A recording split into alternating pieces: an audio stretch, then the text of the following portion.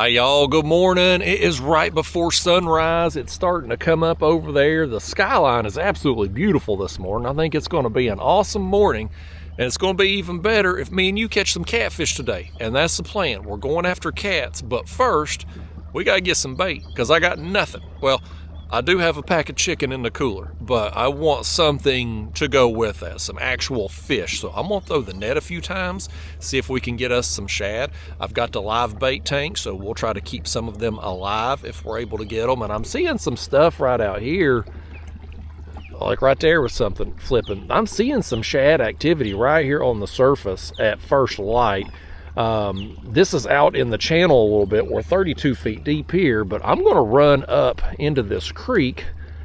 Actually, I may just throw the net right in here a few times and see what happens. But if this don't pan out, we'll run back. There's a creek up in here, and we'll run back up in there, throw it, see if we can get us either some thread fins, gizzards. Honestly, I don't really care. We're going to do some light tackle catfishing today. Our hooks are going to be small, so if we get small shad, we can work with that. If we get bigger shad, even better. We'll offer a variety of sizes, cuts, you name it today. We'll use cut bait, live bait. We're going to throw the kitchen sink at it if we can get enough bait to fill the kitchen sink. So let's catch us some of these shad, and let's get to it today, y'all. Let's have us some fun, catch us some catfish, blues, flatheads, maybe a pesky old channel, who the heck knows. Either way, we're going to do some catching today, not just fishing. We're going to do some catching today, and we're going to have some fun. Let's do it.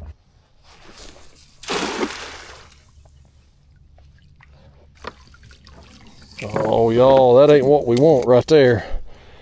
Them splashes we were seeing, that wasn't shad, folks. That's yellow bass. They're out here busting something on the surface this morning, maybe chasing shad or maybe bugs, mayflies or something. But either way, these yellow bass ain't what we want today, and we can't keep those in the cast net anyway. So it looked good. I was seeing all kinds of stuff out here just kind of flipping the surface, but definitely not shad, and we know that for a fact now. So let's run back up in here in this creek. We'll make some throws back there. I guarantee you there'll be some shad back there in this creek. There's always, this time of year, man, well, really, they ain't never a bad time of year. Spring, summer, winter, fall, there's always some shad in a creek. And so we'll run back up in there, make some throws.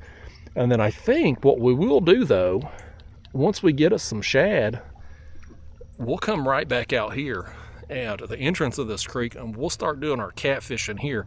Because if nothing else, there's a bunch of activity going on.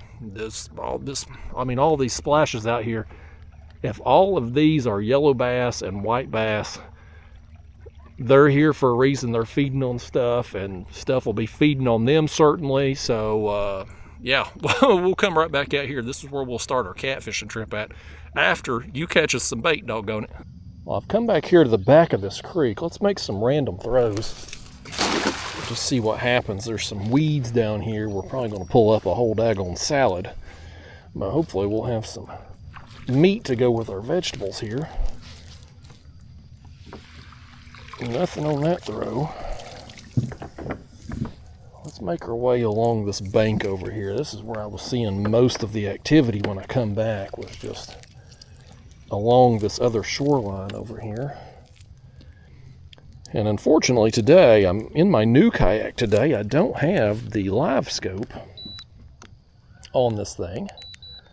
So we're kind of throwing in the blind, but what I'm doing is just looking for shad flips activity. I was watching out for birds coming back here, see if there was any herons or anything like that along the shoreline to indicate that there might be some bait around. I don't see any birds today, but I have seen several flips that looked like shad flips. The other fish that were popping out there turned out to be yellow bass, but some of it looked like shad, but it was small yellow bass out there in the channel. I think back here is where we're going to have our best chance at success as far as shad goes. Let's make some throws. And this kayak here, it's rock solid to be throwing a net off of. It don't even hardly move. Right now we're 3 feet deep, by the way. Nothing. Nothing, so let's move along. Keep making our way along here. We will eventually stumble into them, folks. When you're throwing in the blind like this, and this is kind of what you got to do. You just got to put yourself in a place where there should be some activity going on and make some throws and try to get lucky. When you've got a live scope, which is what I normally use when I'm netting shad now, I'll take it out and be able to scan and look in front of us and know exactly where I'm throwing. That's a big time saver. It's a nice tool to have. But out here today, we're just going old school. We're throwing into blind, and we're going to make it work because we need us some bait, by gosh. And when you need something, buddy. So we need it. All right. Let's slow us down a little bit, and we'll make another throw right in here.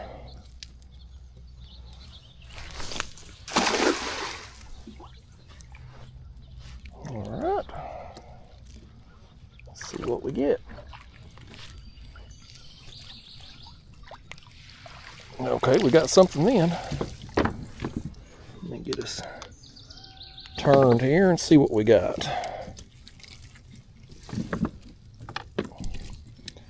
That is actually, we got to throw that bluegill back. That little drum, though, we will definitely keep him. Not the intended species, but I'm okay with that. He's a good size, and we'll catch something with him. He'll make a good live bait. Let's get back to it. We will eventually do an unedited, uncut video today, folks, but I thought I would mix it up a little bit today. We would do an intro, tell you what we're going to do, and I'll film us throwing the net here, and then as we run back out to the channel, no sense in wasting your time filming that, just traveling from here to where we're going to fish. But once we get out there, we'll just leave the camera rolling again. So this will kind of be a uncut video, if you will. But this part here, I am going to just leave it rolling and let you see everything that's happening here. The process of catching some bait. I saw some shad flipping right out here. So I'm going to run out here and make a throw. We're 5 feet deep right now.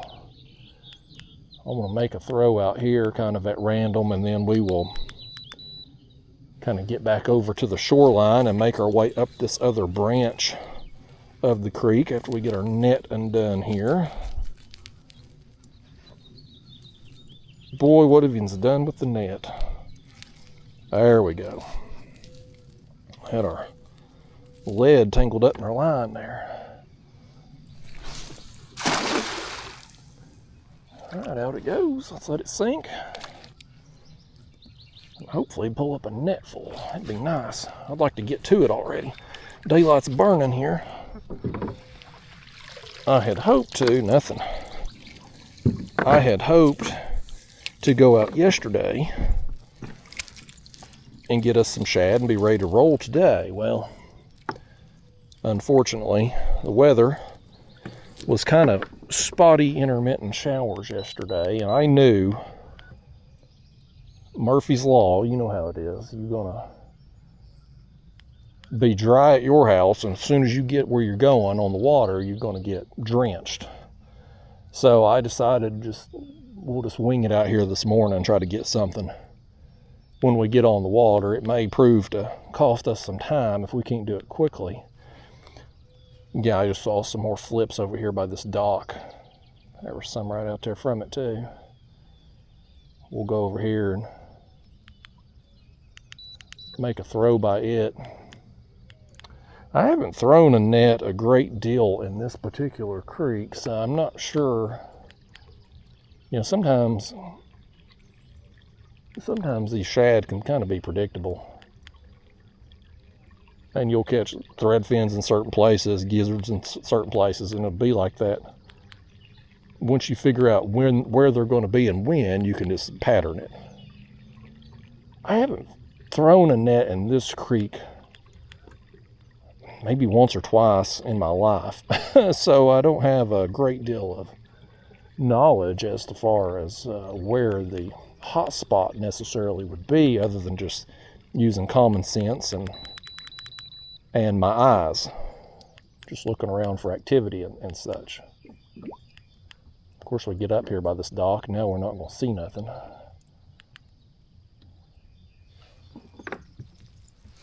Let's just make a throw, see what happens. We'll either get some or we won't.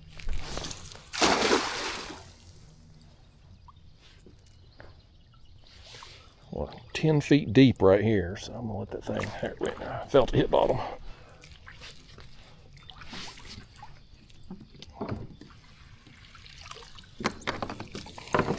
All right, we got something. What do we have here? We've got our lead, that's first off. Yeah, there's a couple. Oh, don't go down them scupper holes there, fish. Here, let's grab that one. I got to get me some scupper plugs for this kayak, or else a little shad like that, we're going to end up losing them. Well, that's progress, not many. If we're going to catch them that size, I'd like to get about 30 or 50 in the net at once and be done with it, but beggars can't be choosers out here today, folks. Right there's some stuff on our 2D. Make another throw right here on the corner of this dock. I got our lead all tangled up there when I brought that line in, didn't I?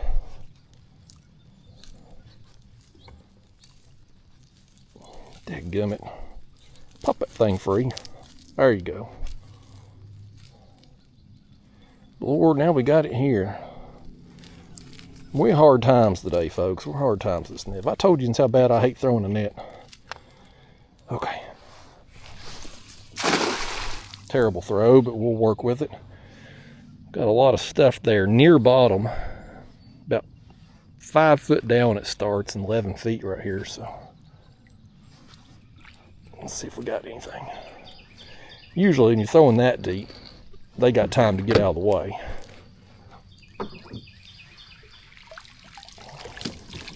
Something's in there. Something else we can't keep. That's shell cracker, folks. Not a bad shell cracker either, but we can't keep those. Unfortunately, certain fish you can keep in the net and some you can't. This in here, we cannot.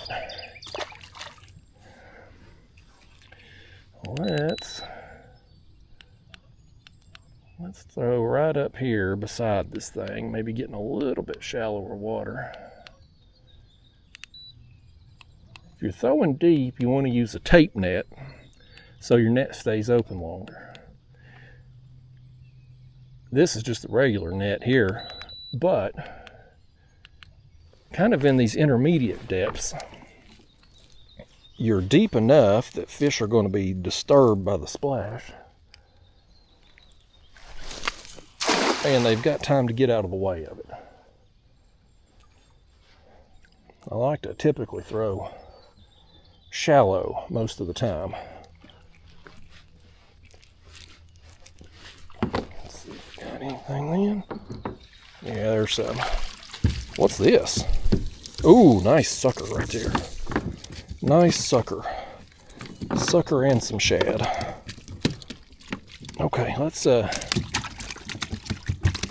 grab you. Oh, we're losing them shad, folks. We're losing them shad down the dang scupper holes. Let's grab them. Let's grab our sucker too, my gosh. Nice. We'll definitely make use of him. Let's get this shad and this one. We'll throw that bluegill back here in just a second. Okay.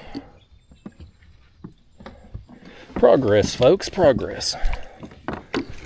Nice sucker right there. Always a welcome bonus catch.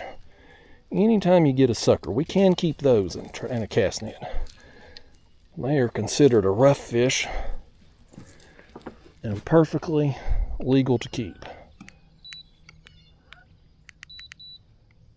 All right, that was a healthy throw right there. Let's make another one right over here and see what happens.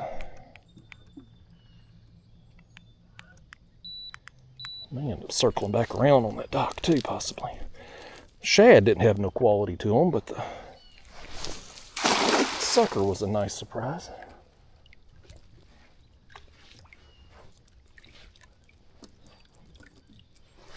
Okay.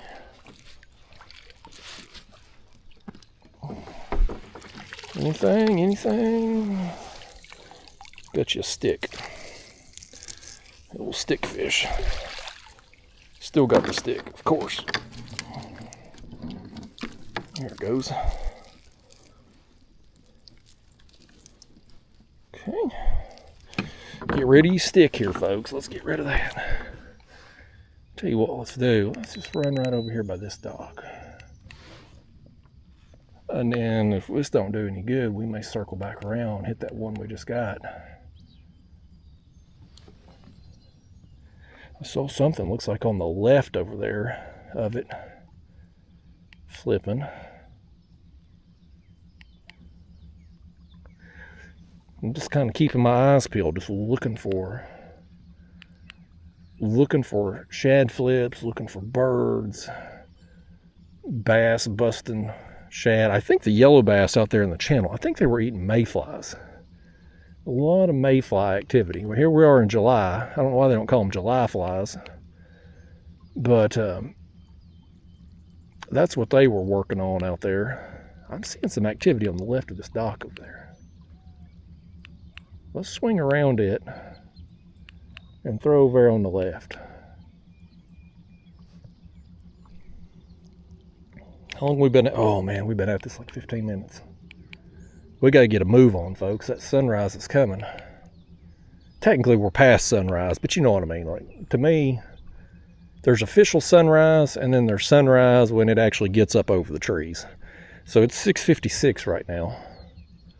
So we're technically past sunrise. But it's just now getting up over the trees, and I wanted to be fishing right now. I wanted to be catfishing. Yeah, let's throw right over here on the left and see what happens. And then we'll see how this does. I see some more down there by them docks too.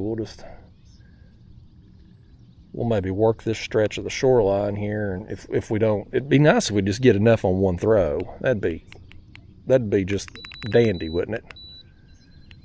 I'm seeing some stuff right there. It's kind of deep though. Just throw right here on the corner of this thing, see what happens. Hopefully there ain't no brush pile down there.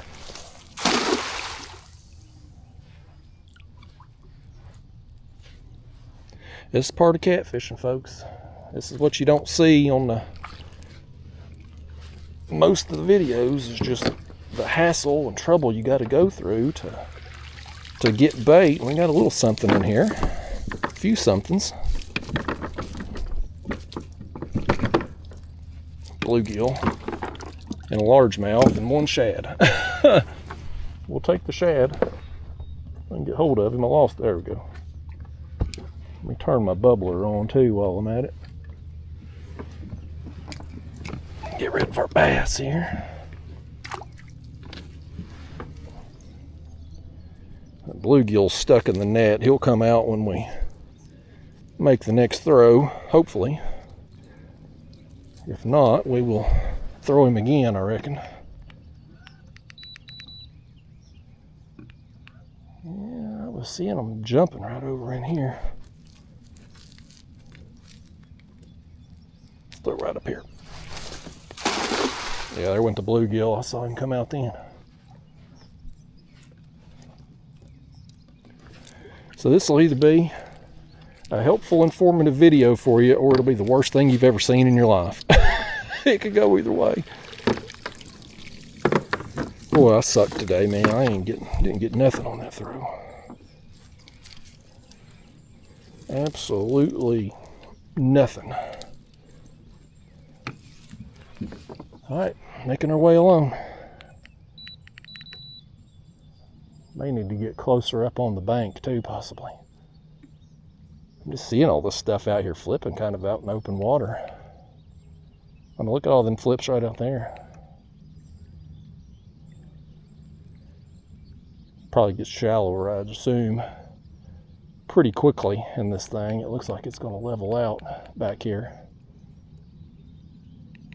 I don't know if there's just one creek that feeds into this and this is a pocket, or vice versa, but maybe there's two actual creeks that feed into this area.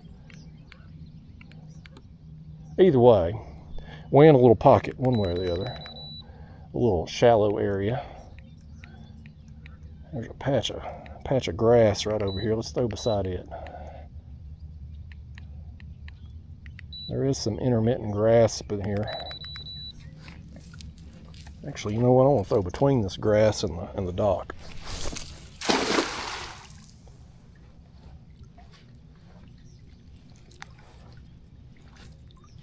All right.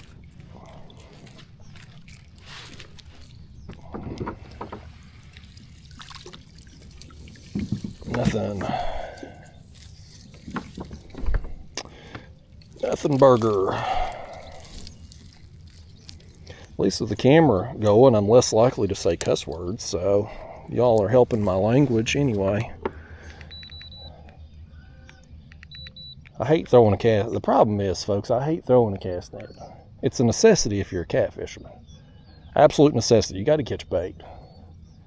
Unless you just want to buy it all the time or use grocery store baits type stuff. And you know me, I like my bait fresh and I'm cheap.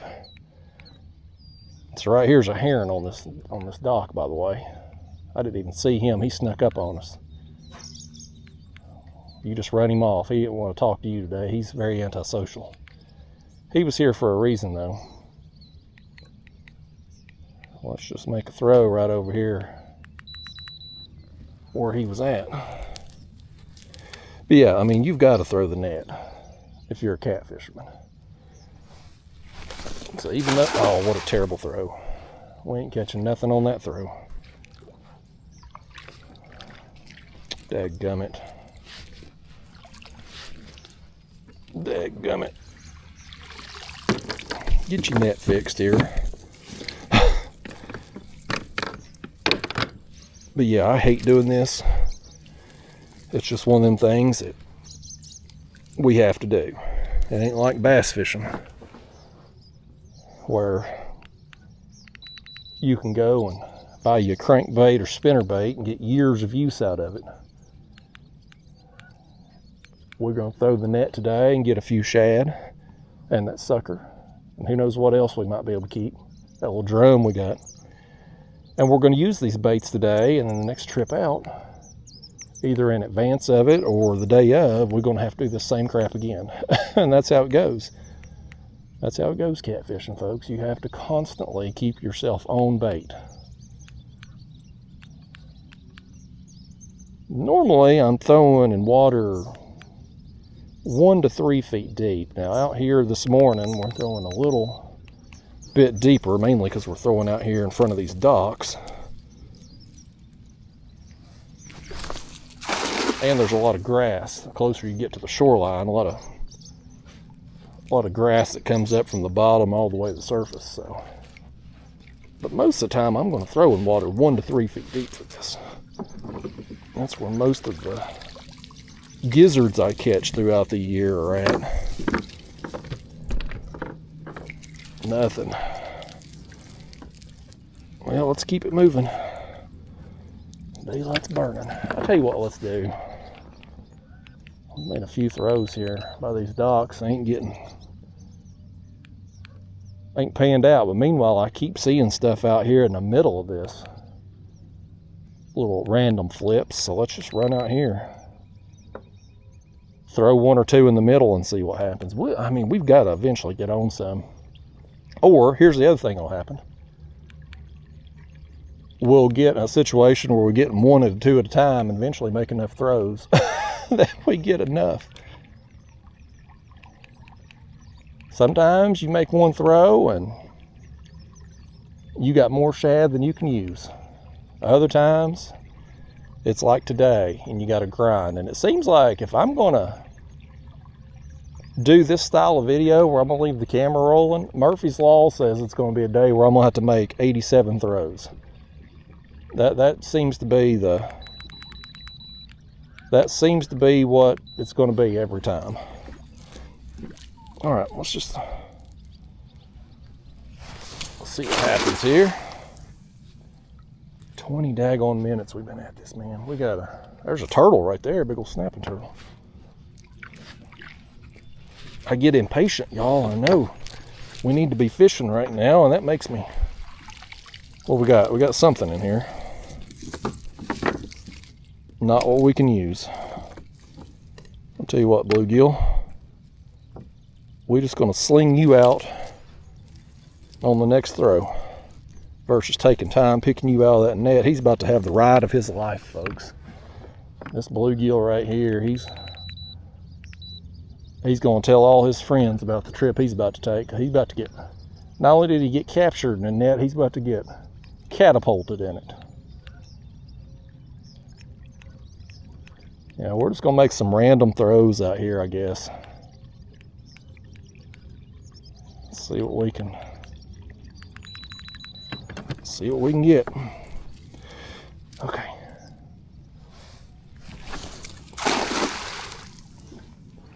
Nine feet deep though. There's a pole sticking out of the water over here. I'm assuming that's marking shallow water. We may go over there next. This don't work. And it did not. All right, let's go over here and check out these poles. Another thing I hate about throwing the cast net, and it don't matter today because we're in July and it's hot as blazes, even out here at 7 o'clock in the morning, but you just get sopping wet. Absolutely sopping wet doing this. So normally if I'm doing this in the colder months, I'll wear bibs. There's a bird over here on the shoreline, and he just went after something, so there's something over here along the bank. Hopefully it ain't got thick matted grass over here in the water. Maybe we can make a throw over there.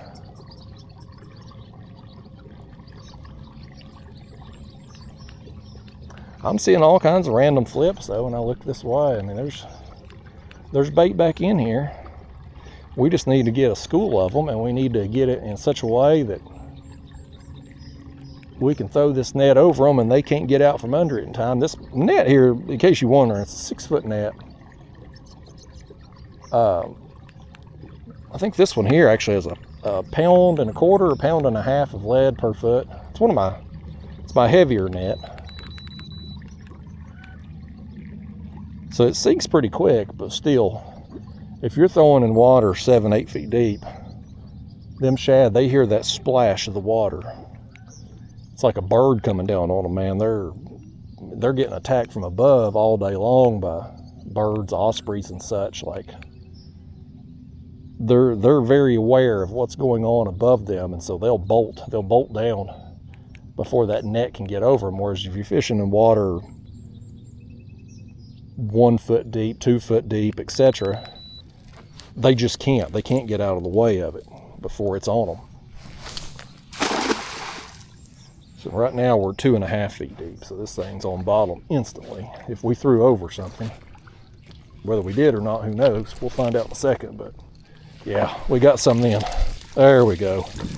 That bird told us exactly what we needed, folks. We just got a net full of gizzards right here. 1, 2, 3, 4, 5, 6. Not exactly a net full, but you know what I mean. You know what I mean. That's our best throw yet. Let's make another throw right up here too. Let's make another throw right here, see if we can get some more.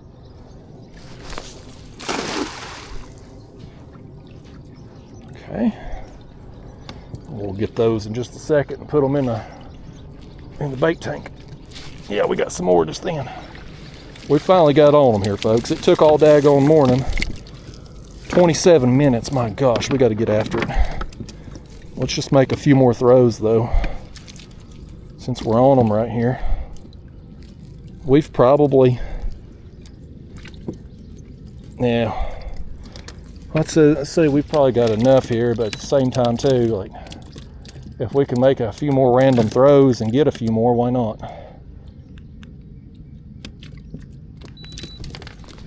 Okay. Yeah, we're 1.6 feet deep. Hopefully I don't hit that motor on something and throw me forward. That would be one for the blooper reels if I go for a swim today. Y'all just make sure we don't lose the bait when I go overboard. Nothing on that throw. Okay.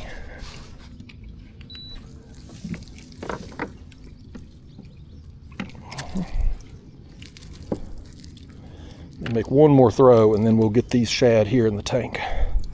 I'm gonna throw part of them in the tank and part of them in the cooler.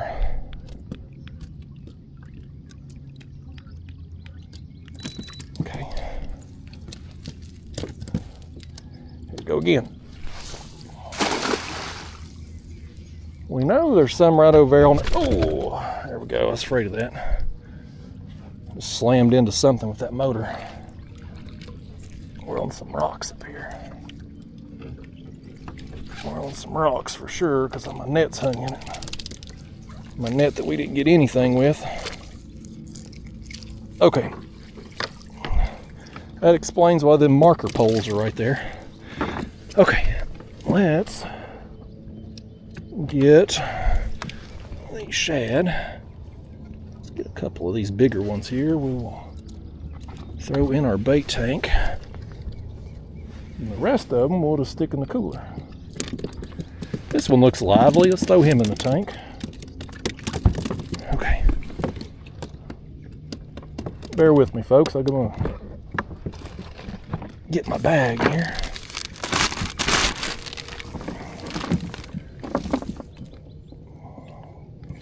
Yeah, we got to plug these scupper holes here, folks. We're gonna lose some shad down them. These right here are big enough they ain't going nowhere. But the smaller shad can most definitely escape. There you go. We got any more than that? Okay, I think that's all of them for now. Okay. Let's do one more thing, folks. We've been at this daggone. Oh, burying that motor right there in something. Okay.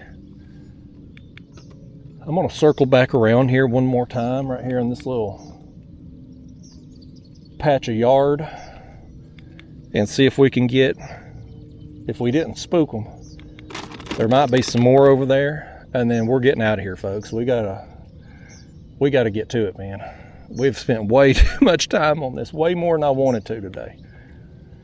That's the gamble you take, though, when you wait until the morning of your trip to get bait and you're fishing in an area that you ain't real familiar with as far as knowing where bait's going to be and whatnot. That's the gamble you take. Maybe you get lucky and get enough in one throw. Maybe it takes you 30 plus minutes. I mean, that's the game, man. That's the game. That's the gamble you take. Sometimes you gamble and win, sometimes you gamble and lose. Today, we're winning from a standpoint that we're getting some bait, but we have lost as far as time goes.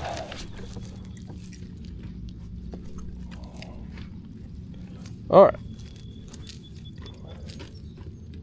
Actually, let me move this a little closer here. Because we were getting them things up much closer to the shore. Right there. Did you see that little swirl right there? I think that's what we're looking for. Let's throw and find out.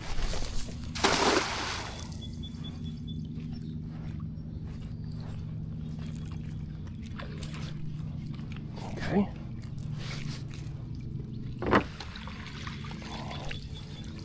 Well, if it was what we were looking for, he skedaddled, buddy. All right, one more throw. Let's throw one more over here where we got them others. Now let's me and you get out of here. We'll go use what we got. We got that sucker. We'll get a few baits off that sucker. It was pretty good size. So, I mean, we'll get at least 3 off of it. Those larger gizzards we'll get 2 baits out of.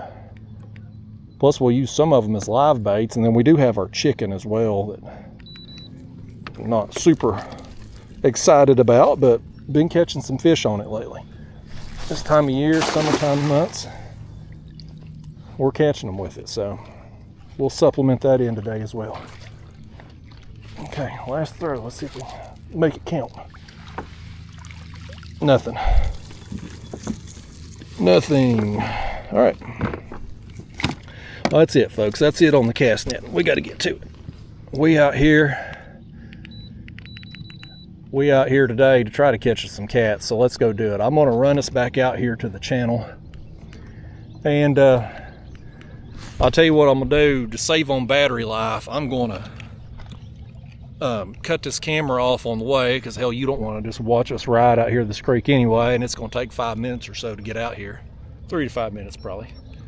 And then we'll pick up the video again when we start baiting up, and then from there we'll just leave the camera rolling. You can see everything that happens from time we bait up till first fish snag, whatever we catch first, and we'll just have us a fishing trip. But I wanted to do this type of thing today where, you know, since I was coming out here empty-handed other than a pack of chicken, and just bring you on a real bait run, if you will. You know, most of the time I show up on these trips, I've already went out a day or so in advance and got us bait. Most of the videos you see, the catfish videos you see on YouTube, they've got a cooler full of bait and they're starting the trip already baited up. Well, for those of you new to catfishing, how do you get that bait? You know, like, this is part of it. And sure, everybody will show you a highlight clip of when they catch that net full of shad, and they got so many shad in there they can't hardly lift it up in the boat, right? It happens. It happens like that. Sometimes you get on a big school and you just throw the perfect throw and boom, you got a net full. Other times, it's like today, where you got to hustle and grind and make 87 throws and getting 1 or 2 at a time, and maybe you get lucky like we did. We get 6 in the net at once. I mean, that's sometimes it just be like that, folks, especially when you go on kind of old school. And granted, this kayak here, it's not an old school kayak. Hell, we got an electric motor, we've got a fancy graph here and whatnot, but when you've got 2D sonar, you are kind of throwing in the blind. You can know your depth and speed and stuff, but like with live scope, you can see exactly what's in front of you, exactly where you're throwing the net. And so it does save time having that live scope, and saves you nets too, because you ain't throwing over brush piles and stumps. But anyway, in this kayak here today, I don't have the live scope set up, and boy, right there, look at all them shad. Now, they're from 8 feet to 12 feet, but boy, that's a big school of them right there. It don't look like they're very big. Probably thread fins, but either way, they're kind of out here, right here in the middle of this. So, all right, y'all, let's get out here. Let's go do some catfishing. All right, are you finally ready to catch some catfish? Because I sure as heck am. So I've come out here to the channel, and I've hit spot lock right as I come out of the old creek channel. So that creek we were in catching the bait, it comes out and then drops off into the old river channel, which you can't see. It looks like, you know, the creek ends right up there on the shoreline now with the reservoir as it is. But prior to the reservoir being built, this creek would have come out and dumped in right here where we're at. So I come out and I start seeing all of this mess here out on the entrance of it. So let's drop baits down here and set here a minute. If we're catching fish, we'll keep setting here. If we're not, we're going to get on the move and we're going to follow. We'll just head up the ledge here and see what happens today. So I'm going to get you all here in the chest. Let's go ahead and grab us one of these shad right here. We'll just take a head bait, stick that on one rod, and then I'm going to get one of our live baits and stick on. And I want to work that sucker, I want to work it in as well pretty quickly, because you know me, I like me a sucker for bait. We could use that one live too, since I put him in the bait tank, but I think we'll try to get a few baits out of him by cutting him up. So here we go. That's a gizzard shad head. This particular rod has a 7/0 size circle hook, 15-pound leader, swivel, little egg sinker, 15-pound braid. We've got a Catfish Sumo light tackle catfish rod and a Daiwa BG 4000 size reel. And I'm going to drop that straight down 39 feet here. We're going to have it down here on bottom and just raise it up. That sinker's on bottom right now, so we're going to raise it up so it's down there 2 or 3 feet off the bottom. Now let's get one of our live baits out of here. There's our, take a look at our sucker there, just living his, I would say he's living his best life, but we know that's not true. Actually, let's get that one. Let's get this fella right here. This setup here will be the exact same, with one exception. Our hook is different. This is a number 1 size shiner hook on this one.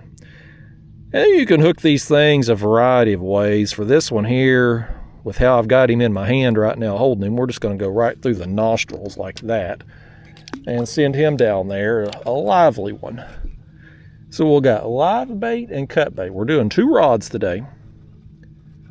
And we'll do a live bait and cut bait here to start with and see how it goes. Maybe we have to switch over and only use cut bait. If they're willing to eat the live baits, great. We've got a few more of them in there.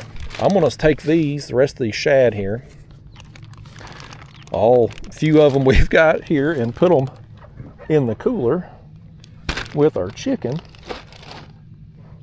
And I'm going to dry my hands off. Me and you, we're going to kick back and relax a minute.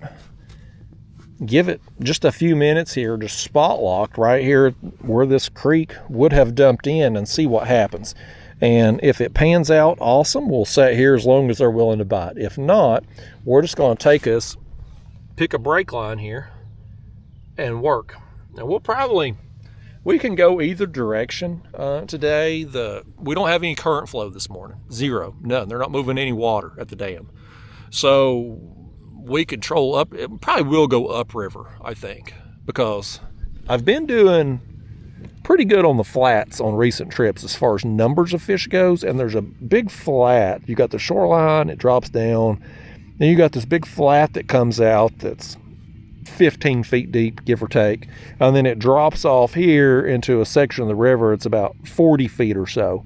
So we'll probably, at least to start with, I think, assuming this spot don't pan out, we'll work the deeper edge of the ledge, about 40 feet deep, because lately, man, I've needed to be up on the flats to get any action at all.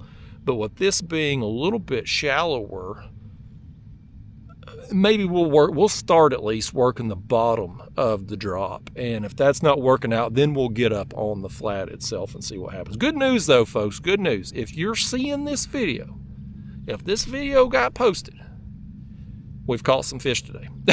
I don't know how many, I don't know how big, but something went right for us. And I feel like the universe owes us one. It took us so long to get what little bait we have. I feel like the universe needs to be good to us. Today's going to be our day, folks. And I'm not a positive person, but I'm feeling it today. I'm feeling something good's going to happen. So anyway, let me show you this setup while we wait on the fish. So you can see this is my new kayak here, the Old Town Sportsman 120 Pro. And all I come out here in this cooler with, that's a Yeti 35. And my live bait tank is an Engel, I don't know what they call this thing. It's like an Engel cooler / live bait tank. It's the 7-gallon one, 33 quart or 30 quart, whatever the biggest one they currently make is. So with only having a pack of chicken in the cooler, I didn't need this big cooler today. I could have brought a smaller one, or no cooler at all for that matter. But I wanted to see how easy it was going to be for me to get in and out of here having both of these, because there are times where I'm going to have a cooler full of bait and I also want to have a live bait with me. So I wanted to see how this setup is going to do. How easy would it be for me to turn around and get in here? And I do have to pull the seat up just a little bit to get in this live bait tank, but it's doable. And I wanted to also see too, how is the kayak going to perform with this much weight behind me here? So, so far so good with it. Both of these fit together along with the paddle there. I've had the paddle on the side with the paddle holder, but I was worried today throwing the cast net, I'd yank it off there, pulling the net up. So I just moved it to the back, and eventually I'll probably slide it in the front hatch there just to have it completely out of the way. Because, I mean, we're only going to use the paddle. We're only going to use it in emergency situations anyway, right? So, anyhow, that's how we've got this setup done today. And it works. Other than just having to pull the seat up a little bit, but that's not big. It's not a big inconvenience. So, yeah, so that's working out. I've also raised my seat. I had a fella comment on the Facebook post I'd made about this kayak, and he said I should get some risers, raise back us up. So I just got me a 2x4. The 2x4 that I did have the graph mounted to, I just zip tied it to the back of the seat to raise the back up. And I will say it's a big improvement. I didn't find it uncomfortable when I fished out of this kayak the last couple trips. I thought it was just fine. But having the back raised up a couple inches, it does feel a little bit more comfortable like this. I've also added too, I know I've got the camera pointed right at my crotch right now. Hell of a view, folks. But I've got a seat cushion here I've added too, to raise, and that'll raise me up another inch or so. So I've probably added about 3 inches of height to this seat since the last trip. Another big change I've done. So initially I had that 2x4 that I had mounted the graph to and just cut a hole in each side to mount into the gear tracks. And that kept the graph forward of me and kind of out of the way, and it got me on the water. You know, I just needed a way to get something mounted quick and get it up there. But I had my rod holders mounted on gear track mounts. And anybody that knows me knows I'm not a fan of gear track mounts. I don't trust them. Even these here, like these are metal. They're not going to bend. But over the course of time, when you've got all that pressure and all that torque from the hundreds of fish that you're going to catch, all that pressure is going to eventually work the gear track screws loose over time. I've seen it happen with a bunch of people. They're not having any issues with the gear tracks until they do. And then you lose a whole rod and reel combo, rod holder, everything. So I don't like it if it can be helped. My Hobie Lynx kayak, I can't help it. I have to use the gear tracks. I don't have another option on it because I can't drill into the hole. But with this, with having all of this floor space, I could just mount a board up there. And so I got me a wider board. That's a piece of 1x8. And I was able to mount the graph at the back of it and put the rod holders bolted through far enough forward that the rod butts blocks the view of the screen just a little bit, but they don't actually hit the screen. So I can put the rods in there, and now everything is still in front of me. It's still reachable. The rod holders are more secure, and I set this up just like I did that 2x4 when I first had it on. I drilled some holes so that we could run a bolt from the gear track up and just I put furniture knobs on 3 out of the 4. I only had 3 furniture knobs in my shed. I'm pretty sure they either came in a 4-pack or 2 2-packs. So I've lost one. But I put a wing nut on that other bolt up there. And that bolt probably looks a little crooked because my drilling job wasn't very good. An expert craftsman would have measured. I'm not an expert craftsman. I eyeball it and hope for the best, and it didn't turn out for the best, but it's functional. It's a little crooked, but it works. So we've got our dashboard mount set up there, and so far so good. We'll see how it goes when we catch some fish on it today, but they felt pretty solid there at the house, just taking my hand and pulling the rod tip down. We didn't have flex or anything like that. It certainly seemed more secure than the gear track mounts. All right, folks, so we've been sitting here a few minutes and we haven't had a tap at the bait yet. So let's come off of spot lock. And I'll tell you what, let's do. We've got this fancy technology here. Let's, I'm going to push that. Let's pick that line. Let's get that one. There we go. We'll hit that button. Follow. Contour. I think we want to go that way. So now let's hit our motor thing over here. Let's go to cruise control. Let's put it on 0.5. Okay. So now that motor's going to drive for us. It's going to get us spun around and take us right up this ledge at a half a mile an hour. And we'll adjust our baits as need be as the depth changes, but I'm trying, you can see there, hopefully you can see, I'm trying to follow that brake line. The way these contours work, if you're not familiar with the contour map, so when you've got lines really close together, that is signifying a rapid change in elevation. So in this case, we know up here the shoreline, we know it's dropping off this way. So those lines, that's signifying the drop down to here. And then once you get down here on this line where we're at, the lines widen out. So you've got a steep drop and then a more gradual drop. When you go from a steep to a more gradual or a steep to a level, that's a fancy really a non-technical way of just saying a brake line. That's what a brake line is. It's a an edge, basically, if you will. And catfish oftentimes follow along the edges of these ledges and drops and stuff. So we're just going to follow that up through here. Half a mile an hour, we got our speed set on, and we'll cover some water and see what we can run into. Seeing all that crap right there on the screen, I thought maybe we might could just sit there on spot lock and whack them, but may not be cats. May also just be kind of some clutter too. I don't know that my settings are set. I haven't tinkered with the settings at all, so I don't know if they're appropriate or not. My angle of the transducer is a little... It's not ideal. One of the things that I think we might be dragging bottom with this. Well,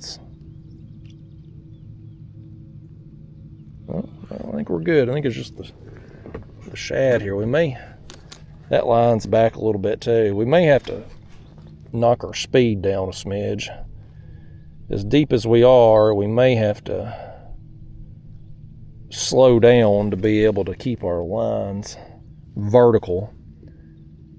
When you're using a lighter sinker like we are, and you're moving forward, the water resistance on your line, sinker, baits, etc. will raise them up. That's why I normally use, when I'm using my heavy gear, I use real heavy sinkers to keep everything down vertical. Way you know exactly how deep your baits are at all times. That looks better now that we slowed down by 0.1. It's more up and down. But anyway, this transducer, there's a spot under this kayak to mount a transducer. And all the changes that Old Town has made through these kayaks through the years, the one thing they've never changed is their transducer mount setup. Everybody hates it. It's not ideal. Like, it's nice having a place to mount the transducer, but when you have a larger transducer, like we do with this big Humminbird graph here, it's a big transducer, both in width, height, and length. Well, it don't fit right under there. So if you mount it where it's perfectly level, just using the standard supplied mounting apparatus, if you will, then the transducer hangs out below the kayak by a couple inches. And so that puts you at risk for a couple things. First off, when you are pulling up on the shoreline, if you pull your kayak too far up on the bank, you risk damaging your transducer, either getting it scratched up on the rocks or just having the kayak set kind of up on the shoreline with all that weight coming down on the transducer. It can cause damage. So there are companies that make mounts, I guess, that allow you to set the transducer a little bit higher up in that cavity. And I bought one from a company called Yak Hobby, I think it is. And let me get my sunglasses out here too. This Yak Hobby company, what they've done is they've basically made 3D printed plastic mounts for this exact situation. That way you can mount that transducer higher up in there and kind of protect it a little bit. Now the mounts, they're overpriced for what they are. I think with the mount and shipping, it was 40 something, almost $50 I paid for a piece of plastic that my transducer will mount to, so that I can then mount that piece of plastic to the kayak and set it up there a little bit. So it's ridiculously priced for what it is, but it does protect the transducer a little more. But with the way the cord comes off the transducer and you have to run the cord up through that cavity, it puts the back of the instead of it being perfectly horizontal, you're at a slight tilt with the back of the transducer. So the transducer is protected, but I'm not sure we're getting the best reading that we possibly could with the angle of it. I don't know. I don't know if it is or not. I'm not a graph, electronic, technical expert, if you will. So, I don't know. But either way, it's mounted and the transducer is at least protected now. Because I was worried either I was going to pull the kayak up on the shore and damage it, or worse yet, I was going to catch that transducer loading and unloading my kayak off the trailer. Like catch it on the bottom rail of the trailer or something and just rip that thing completely off and either damage the transducer or possibly the kayak, or maybe both. So I hope, we got something happening here.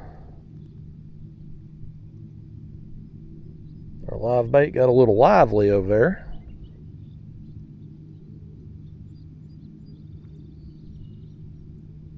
When live bait gets lively, I get a little lively myself. Yeah, so anyway, at least it is out of the way and all, but I hope someday Old Town will... Oh, there goes our cut bait. Fish number one. Well, now that we've actually started fishing, we can finally get to doing some catching.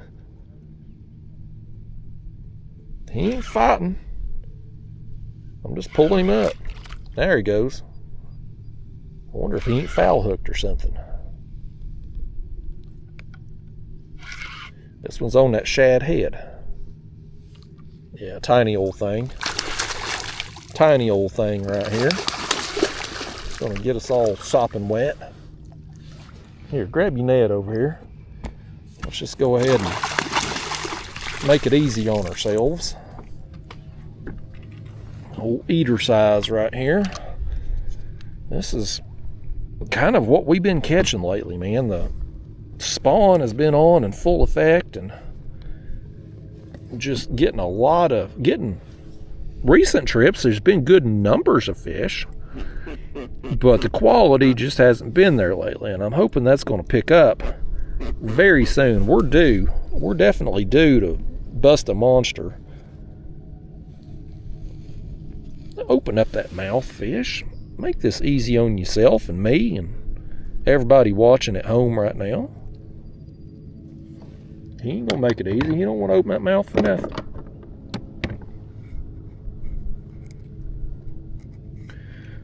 There we go. All right, fish, you skinny old thing. Go on. Go on out here. All right, number one, folks. Number one.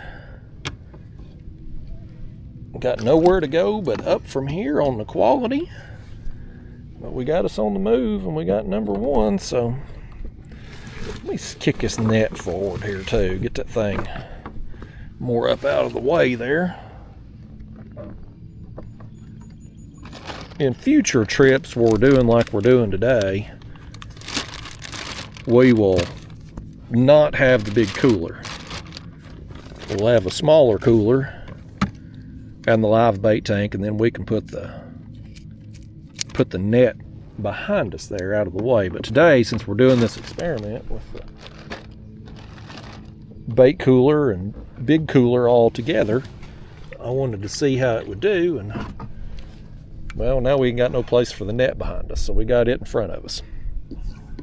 Or I could put it up there on the front hatch, but it's fine there in the floor where it's at.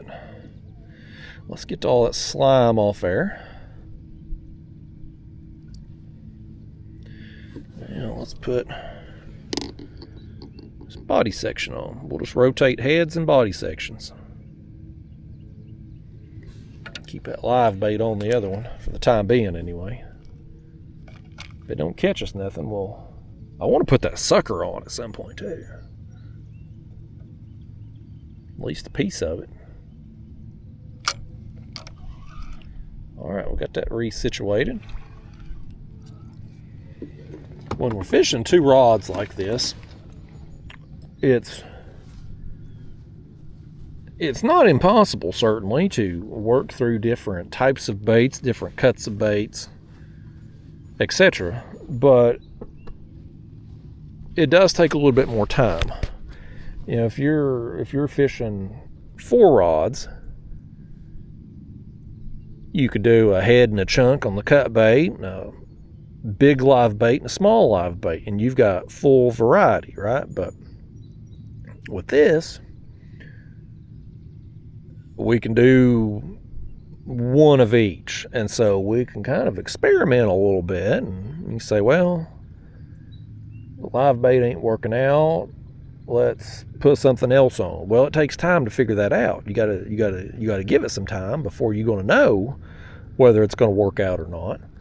Same thing with the cut bait. It's like, well, maybe they don't like, was it the last trip or the one before? There was one trip recently, I couldn't hardly get them to touch a head bait. They would just destroy the body sections, but the head baits just weren't getting messed with. Well, if you've only got one piece of cut bait out and you got a head bait on, well, you fish it 30 minutes. Did you not get bit because it's a head bait and they didn't want that today? Or were you just not on fish? It takes a little while to figure that out. It takes longer to sort through. But I mean, you can still do 2 rods and figure out a pattern. And you know, honestly, most days, like if I come out and say all I have with me is shad and I'm just using cut bait, well, then we've got our variety because we can't really offer much. We can do a head and a chunk or 2 of each. So it's pretty easy when you're fishing them side by side in that situation, and your options are already going to be limited for them, that you can figure out pretty quickly if they're showing a preference to one or the other. But a day like today, where we've got gizzards, we've got them smaller thread fin that are both alive, we've got that sucker, and then we got our cut bait options. Like we've got a few different baits that we can work through, sort through. So it's going to take a little time this morning. And time ain't on our side, but that sun already up. It's almost 8 o'clock.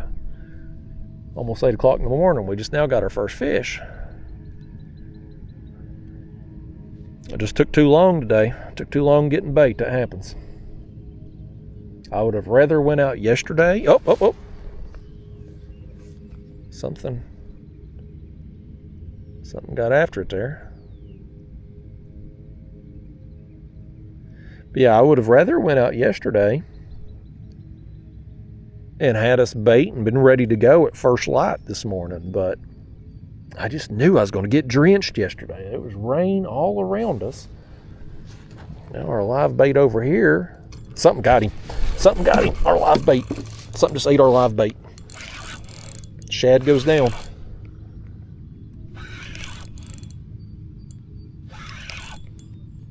I don't think he's going to be much bigger than our shad, though. I think it's a bait as big as the shad, or a fish as big as the shad has ate him. Yep. He didn't even eat him. He come up and hit him. He come up and hit him and got the hook under the chin. Yep, that's what you done. You come up and tried to smack him with your tail or something to stun him, and ended up getting the hook right up under the chin. Didn't you see that? He broke our hook off too when he done all that flopping around. Lord, let's retie that thing on real fast. That's why I normally net those fish, folks, even on the small ones. When they do that, and you're using this light line, you are at risk of breaking off. I'm into this light tackle, though. My goal, and it's going to happen at some point, I would like to beat my PB, just my general tackle PB. I would like to beat it with the light tackle gear. Will that happen? I don't know. It's hard to beat a PB. But we're going to try. I'm into it, man. I love doing this. You're going to have some heartbreaks from time to time, but sometimes you're going to make some memories too. Like a fish I caught earlier this spring is going to be one of my most memorable catches ever. And I got the whole thing on video. I was doing an unedited video that particular trip, and it took 43 minutes to land that fish on the light tackle. But by gosh, I got him. I landed him. It wasn't pretty. You know, there was some times where I was like, I don't think this is going to work out for us. We're going to end up losing him. But in the end, we got him. And it was a hell of a thing. All right, let's stick us another live one on here. He ain't very lively, but let's send him down. Some of them smaller ones in our cooler there wasn't doing good. I may go ahead and pull them out here in a second. Because as they die off, they're going to release the slime and all that into the tank. And when you're fishing a small tank like we're doing today, it seems like when one fish dies, they all start dying. And we can't put a whole lot of bait in here anyway, because shad don't do good in these tanks, small tanks like this. In fact, I think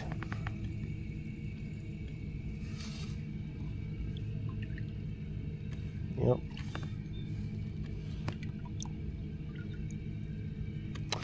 Well, let's go ahead and just put them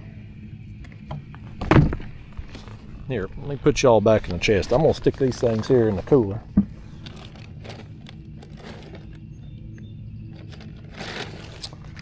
I was hoping they'd last a little longer than that, but in this hot water, I just ain't much you can do. Hot water and small tank, it just don't mix. We've got our big sucker, of course. I think we got one or two more shad that are still kicking in there. Oh, there was something splashed right there in front of us. Hopefully that one will eat quick, and we can replace him with another live one before it kills off. I want to go ahead too, while I'm thinking about it, and reel this one up, because this one got hit before that little one hit the live shad. Yeah, it's still on there. I just want to make sure it was still on. Drop that back down. 35 feet deep. So these baits, when they're settled, will be about 33 feet deep, give or take a few inches. And back on the move we go. Let's get our shells and grass off there too. Get that stuff going. Made a mess with that dang cast net. That's another thing. Not only do you get soaking wet, but your boat or kayak gets soaking wet too. And any mud or grass or anything else you bring in that net. And you never know what you're throwing over, folks. You could be throwing over school. Well, I mean, at least when you're in the blind anyway. Now, if you got a live scope set up and you can see exactly where you're throwing and what you're throwing over, that's one thing. But like today, when, yes, we have a graph, but we can only see what's right under us. And when you're in water that's 5 foot or less, your cone, it ain't very big. Like, you're not seeing much. And you definitely can't see in front of you. So when you throw, what are you throwing over? Are you throwing over shad? You going to bring up part of a brush pile? You going to bring up a snake or a turtle? I ain't never caught a snake in a cast net. Not yet. I hope I never do. I hope I didn't just conjure it up by talking about it. I'd probably let the snake have the dang. I'd let them have the net. I'd just throw the net. Let them take it. I ain't dealing with no snake in this thing. I have caught some turtles. And the craziest catch that I've ever gotten in the cast net happened a few months ago. And I got a sturgeon that was probably somewhere between 3 to 5 foot long range. I didn't measure him. It took me forever to pick him out of the net, so I didn't want to keep him out of the water any longer. But, I mean, it must have just been the perfect throw. Because, I mean, the size of my net being a 6 foot net for the size of the fish, like, it must have just come down perfectly over him to engulf him in the net and be able to keep him in it. Because if I had grazed part of his tail with the net, he would have bolted and swam off and got out of it. Same thing if you'd hit him toward the front or something, he'd have got out. So it had to hit him just perfectly. It was the damnedest thing. But that's it, man. When you're throwing a cast net, you don't know what you're throwing over down there. I mean, if you can't see. Live scope does make that significantly easier, for sure. Now, I thought, this is one of them things, because sometimes I'm just a lucky person in life. Good things just tend to happen to me. And so I get a shipping notice from Humminbird that's got the graph there. And for those of you that's new to my channel or maybe missed a few videos, so I'm in this new kayak here, the Old Town Sportsman 120 Pro, and this kayak just came out. They just launched this new model. And they asked me to do some promotional work for them, right? To do a walkthrough video and feature this kayak on my channel. In exchange for that, they've given me this whole setup here. Very nice. I'm happy, very happy and pleased with it. So when they were sending stuff, I was getting some shipping notices. The motor, the graph, life jacket, etc. There'd be an email show up from FedEx, UPS, whoever's sending it.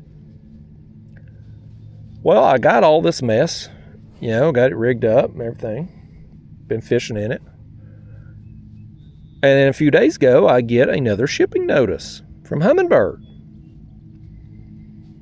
And I thought, they're sending me whatever Hummingbird's forward-facing sonar is called.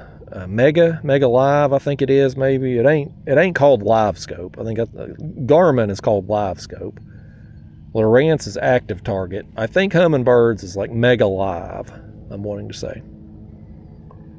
But anyway, I thought, when I saw another shipping notice, I was like, oh my gosh, they're sending me a Live Scope or their Mega Live transducer or whatever. Well, it shows up and it's another graph, a Humminbird Explorer 9. I thought, well, that can't be right. But then I was like, well, maybe they're wanting me to do like a 2-graph setup. Because a lot of people do that. They'll have dual graphs. You'll have one for your map card and one for your sonar, or one for your sonar and map card and then one specifically for live scope. That's not uncommon. People do that in boats. A lot of the kayak guys do that now. So I thought maybe they're doing that, but I better reach out just to be sure before I open anything. Because what's that saying called? Oxum razor, Ozark razor. Ozark razor is what you buy at Walmart. It's Walmart's cheap brand, Ozark brand. But anyway, Ozark razor, I think it's called, says the simplest solution is usually right. Well, in this case, the simplest answer would be that they just accidentally sent me another one that I wasn't supposed to get. So I reached out to my contact person there at Johnson Outdoors, and sure enough, it was sent by mistake. So I got to send it back. He said he's going to reach back out and send a prepaid shipping label for me to send it back to him. But I was like, dadgummit. I just knew I was getting me a live scope transducer for that thing. I could hook my other live scope up on this or bring the portable box here. But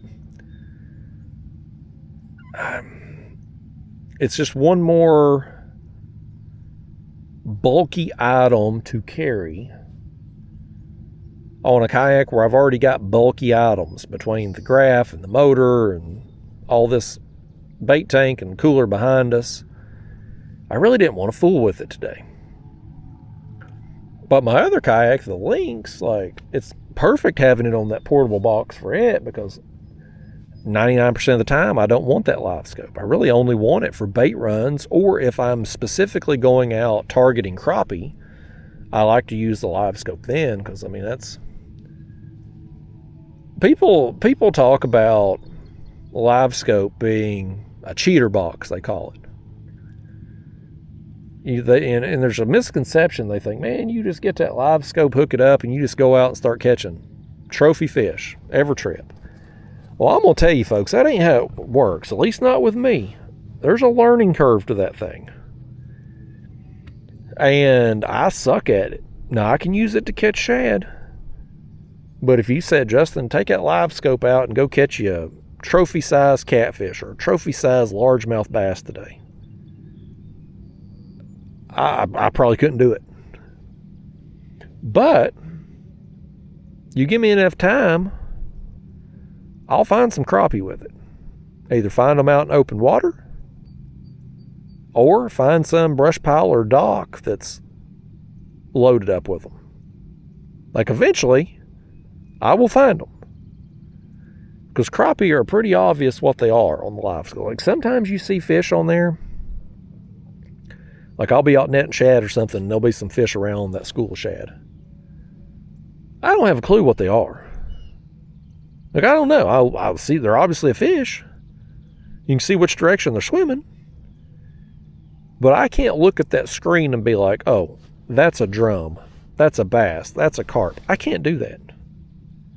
But with crappie, I have gotten pretty good at figuring out what's a crappie and what isn't, just because of how they react, how they're setting there. Oftentimes crappie are just setting still. Like, they'll just be perfectly calm, perfectly motionless on a piece of brush, and they'll almost look like a dang Christmas tree, man. They'll just be stacked on top of each other on a piece of brush, or they'll be out in open water and just setting perfectly still. Like, in those situations, it's pretty obvious that it's a crappie, and with the crappie, they're just more easily identifiable. And so it's not something I do often. I don't have a great interest in it, but I can go out and use the live scope to catch crappie with. Now, in the winter, early spring months, when I'm more inclined to use crappie for catfish bait, I'll do it more. But this time of year, crappie's just not a particularly good bait, in my opinion. Honestly, shad's not the best bait this time of year either, but at least it's more easily acquirable. I would rather have skipjack or white bass. Even them yellow bass that we got first thing would have probably been okay if I'd been legally allowed to keep them with cast net. Now, I didn't bring a ultralight rod or anything to cast to them today. I just had the 2 catfish rods with me, so wasn't going to be no casting opportunities to catch them fish, but we could have probably got some because, I mean, they were busting them mayflies up there. They were munching on them things, going to town on them. Most of that activity when we come back out of the creek, most of it had subsided. I think it's probably a first light kind of thing. It's where you're going to get the bulk of that activity going on right now. But anyway, getting back to the point, like with live scope, it's not a turn it on and catch trophy fish type thing. Not for me. There's a learning curve to it. You got to figure out what it is you're looking at and get your settings dialed in, figure out how to do that. Figure out how to control your kayak and that transducer at the same time and be able to cast to these fish and stuff. So it's not I don't view it as a cheater box like some of these people do, folks. It's the people that don't have it are the ones that call it that. Now, there are some guys that are really, really, really good with it. And they can go out and catch trophy fish consistently using it. But they've put in a lot of hours to get good at that skill. I promise you, none of those guys on day one was going out there and setting the world on fire with it, man. Like, it took them some time. Like, they've put in a lot of time, a lot of hours to learning that thing and learning what they're looking at and how to best utilize it. So if you want to put in the effort to do it, you can. But for me, I don't like staring at a screen all day. I don't. And I don't need to. Like, I can catch a good number of fish without having to do that. So, oh, did you see that right there in front of us? I just got a glimpse of the tail. I don't know what that was. Something come right up there in front of us, though. If I had been looking up, I might have seen it. See, that's the kind of stuff you don't see when you're staring at a live scope screen all day. Or any kind of graph for that matter. You're going to miss stuff like that. You're going to miss nature. Just part of the fun of being outside and part of the enjoyment of it is to enjoy nature.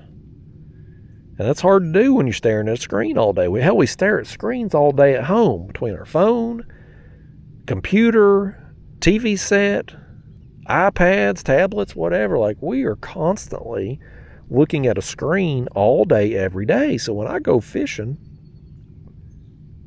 I don't want to look at screens if I can help it. I catch we're not catching many fish today so far, but in most trips I can go out and get either a good number of fish or good quality fish without the need for screens. Or at least fancy screens anyway, basic electronics. Now this setup, I mean, this is fancy, folks. Plugging that motor into the graph and being able to let this thing drive for us, it's pretty awesome. Now, would I have bought this setup for myself? Well, I wouldn't have, no. I mean, I might have gotten the motor. Whenever my other motor would have eventually tore up, I would have probably went with this motor. Because I've had that motor guide on my Hobie Pro Angler kayak, my tournament rig, for the last few years. The Motor Guide XI3. And it's fine when it works, although quality's been lacking on that thing at times. I've replaced the GPS. unit on it. I replaced the motor at one point in time. I've been through numerous remotes. Like, it's not been the best quality, but when it works pretty well. But they don't make those anymore. Motor Guide went out of business. So now you either got to go with a Minn Kota, and this is the Chirova Kayak Edition here that I've got on, or you go with the power pole motor, which I tried when I had that Bonafide XTR, and it was very heavy. I didn't really want to go that route.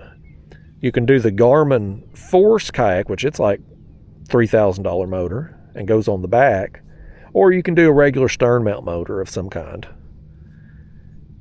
So I would have, out of those choices, I would have probably gone with the Minn Kota Chirova, because it's like $1,500, has all the GPS features. But would I have bought a graph to go with it that could be compatible in link? Probably not. I probably wouldn't have done that. But since this setup here, the cord came with the motor, and I got the graph there from Johnson Outdoors, I was like, well, why not? Let's just link it up and do it. And I have to say, this feature right here we're using right now, the follow the contours, very helpful. Very helpful, because I like when we're trolling like we are today, this is what I want to do. I want to follow the contours. I want to just work the edges, either the top or the bottom edge. And normally, if you don't have this setup driving for you, I would just have to eyeball it. We'll be making our way along, and if we got off course a little bit, just fix it manually. Won't have to do that no more. Now everything's done for us. What's concerning, though, is we've been at this, 40, since I restarted the camera here when we got set up, 48 minutes. And we're not catching much. We've had two bites, or 3 bites, 2 fish. Down here on the bottom edge of the drop, I wonder if we shouldn't go to the top. I'm kind of thinking maybe we should reel up, switch out our baits, and go to the top and see what's going on up there. Because we're seeing a bunch of crap on the screen, but is that clutter or fish or bait? I don't know. Let's do this. How do we cancel navigation? Cancel navigation, okay. Now let's do it again. Let me figure out where we're at here. Okay, there we are. Let's push. Nope. Yeah, let's do that. Now let's walk through the same thing again. I wonder if our cruise control, yeah, it stayed on. Okay. But while it drives us up there, up this ledge, let's reel up. See what our live bait looks like here. Is he's still wiggling. Okay. Now let's reel this one up. We will definitely switch out our piece of cut bait, because in this hot water, these things are going to bleed out quickly. Let's grab another. We actually got that shad head eat. Let's get another one of those right fast.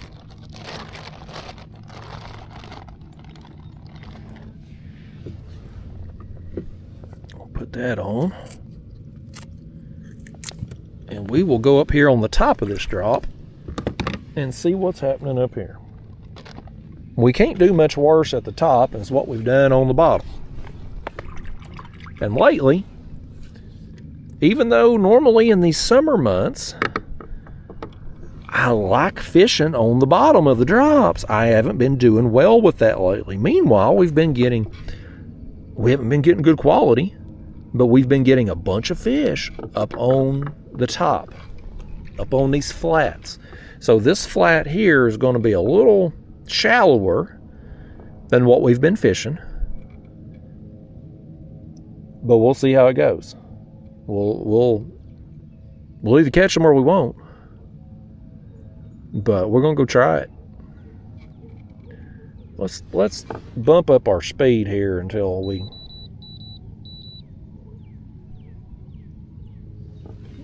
get up here, maybe.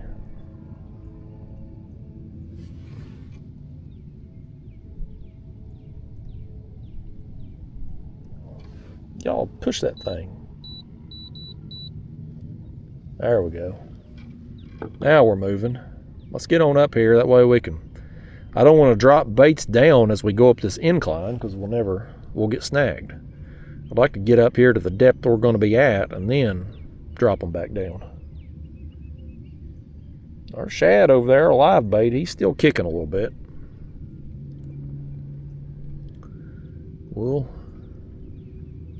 We'll use him until he croaks. There's all kinds of crap there on the screen as we're coming up this drop, though. I mean, I assume that's probably bait. Maybe some bigger fish in there. I don't know.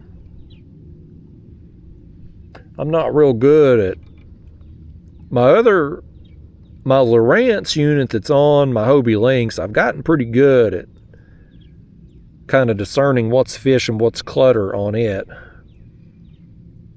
And my old Ray Marine on my other kayak, of course, I've used it for years, so I'm comfortable with it. This is just new to me, and then the transducer being at a not ideal angle makes me a little suspicious at what we're seeing. But honestly, I don't really care about seeing stuff here. This is on because we need to know our depth, we need to know our speed, and I want to follow those contour lines. So all of this, if we just happen to see fish over here, well, great. But it's not the end of the world if we either don't see fish or if what we're seeing isn't accurate. I really don't care. It's not going to affect what we're doing. Some people live or die by their electronics. I'm just not one of those people. Some people, if they don't see fish on their graph, they just won't fish. Not me. I'm going to go do what I planned on doing, and I may make changes. I may adapt, possibly. But I'm going to at least drop some baits down and try. And as we've got further up this thing, it's cleaning up a little bit. We're not seeing anything.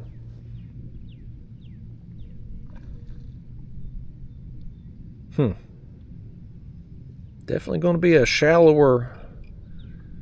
Yeah, there's some more stuff there. We're going to be fishing kind of shallow, that's for sure. 14 feet.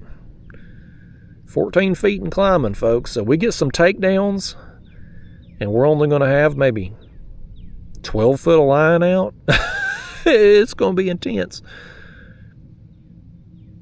I used to not like suspending baits in this shallow of a water. But since I switched to the light tackle this year, I've had some days where I've been able to not only catch fish, but catch big fish with just a few feet of line right under the kayak. So this is definitely going to be shallower than what we had hoped, for sure. But let's roll with it. All right, let's slow our speed back down now. There we go. All right, let's get everything dropped back down. We'll try it. That thing's already on bottom, man. 11 feet deep, so our baits... I'm not super confident in this.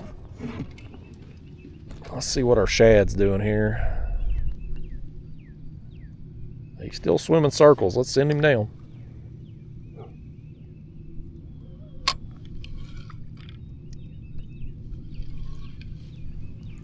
All right, way on the move.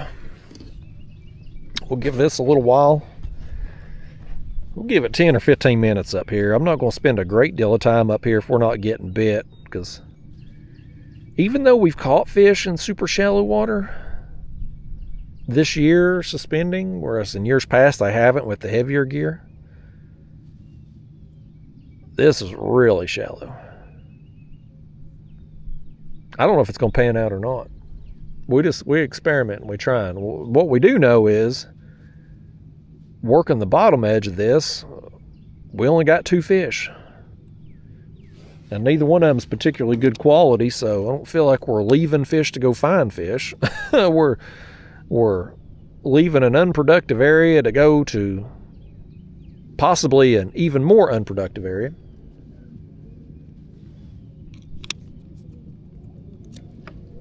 I did want to try out this section of the river, though. This time of year, it's when fish come off the nest. And I would suspect at some point over the next 2 or 3 weeks, we're going to get a kind of a wave of fish come off the nest. Everything that went on around the same time. I've talked about this in some other videos, but like when fish spawn, you'll get some that go on really early. Then you'll get the big bulk of them all go on at once. And then you'll get a few that, oh, something hit it. He's after it again. Now he got it. Now he got it. I told you, man, we're going to have, I don't care if these fish weigh a pound up here.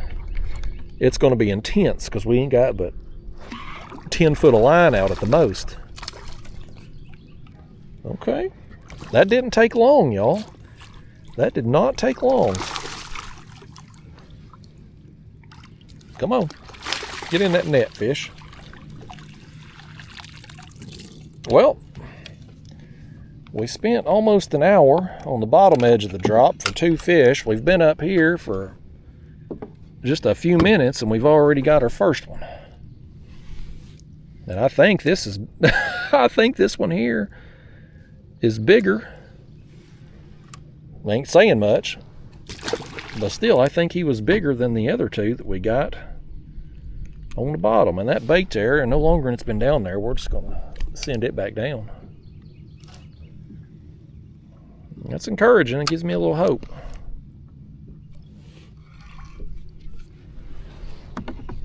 Okay. Put our net back here and the rod holder behind us. All right, y'all, that's number 3. Gives me a little hope. But we're literally 10 feet deep right now. Let me just make sure this bait here. Yeah, we're good on that. Just want to make sure it ain't dragging bottom, you know. Don't want to get us snagged up, but also don't want to be...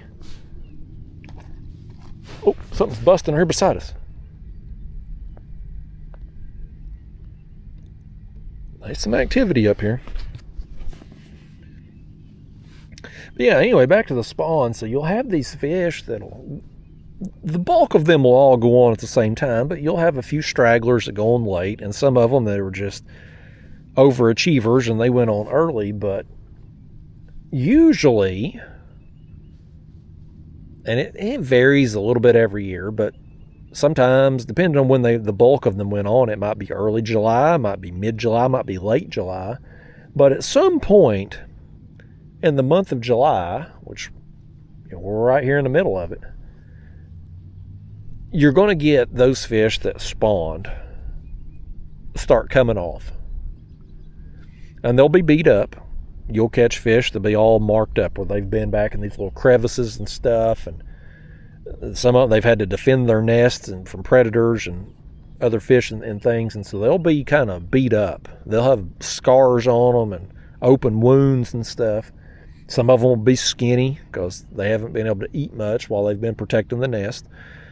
But you'll start seeing more fish like that, and you'll start getting some better quality fish. And usually when they come off, they're going to be feeding. They're going to be very aggressive, putting their weight back on. And they're going to head out to the deeper parts of the channel. But this year, first off, I'm not catching fish yet that are beat up. that are marked up. I'm not getting them like that yet. And I'm still seeing the noodle every day I get on social media and start scrolling. I'm still seeing some of the noodler people, which are noodlers. That's the term that people use for the people that hand grab fish. They set up boxes for them, or they'll find their nesting sites and they'll reach in there and grab them by whatever they can get hold of, I guess. I don't know how they do it. I don't do it. It ain't something I've ever had a desire to do. But those people are still posting on social media every day.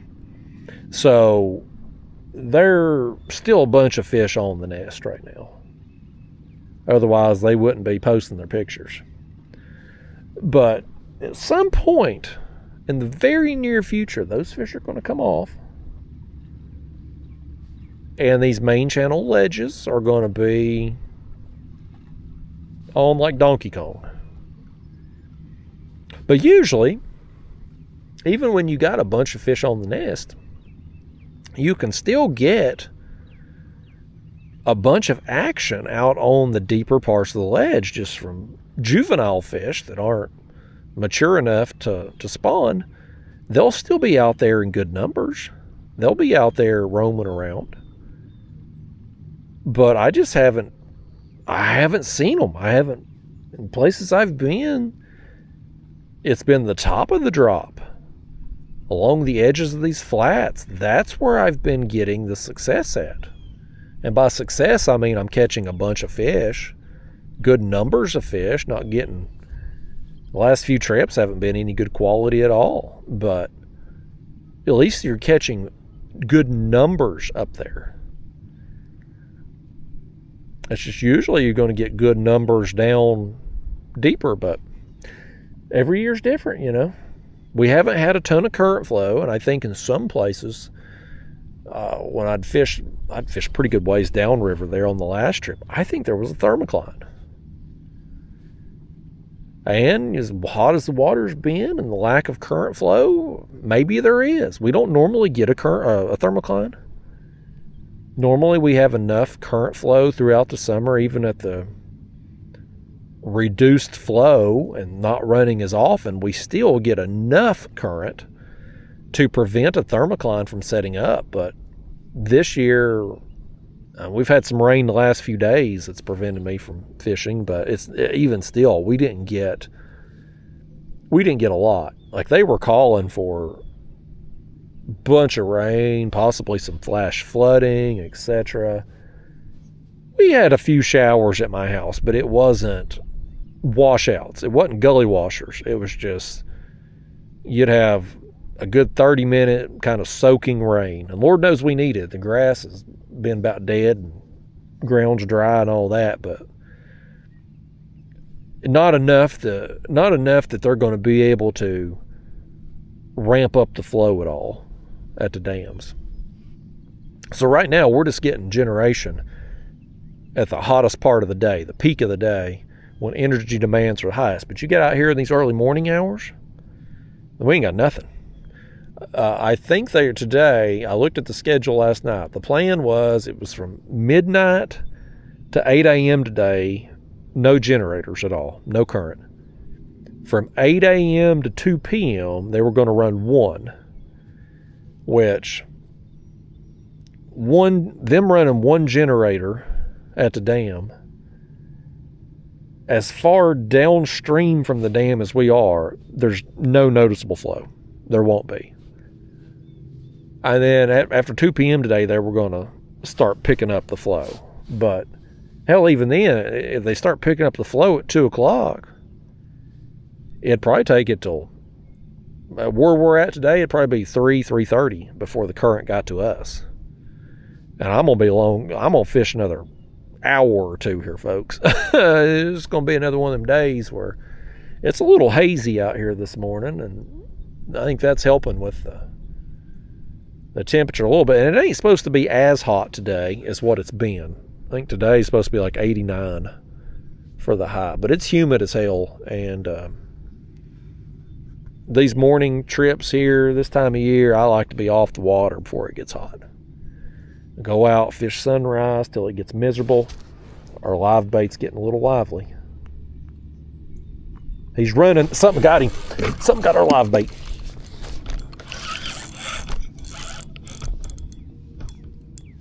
He got gobbled up. Live gizzard. Eat by a fish about as big as him. I had high hopes for that thing. But it's another bite at least. It's another bite. We'll take it. Beggars can't be choosers, as the old saying goes, but I know that ain't true. Because I have spent enough time back. Ooh, did you see that? Boy, I about done it right there. Look where I put my thumb and look where that hook's coming out at. I don't care what kind of day we had been having. It would have been ruined if I put that hook in me. I got to be careful with that.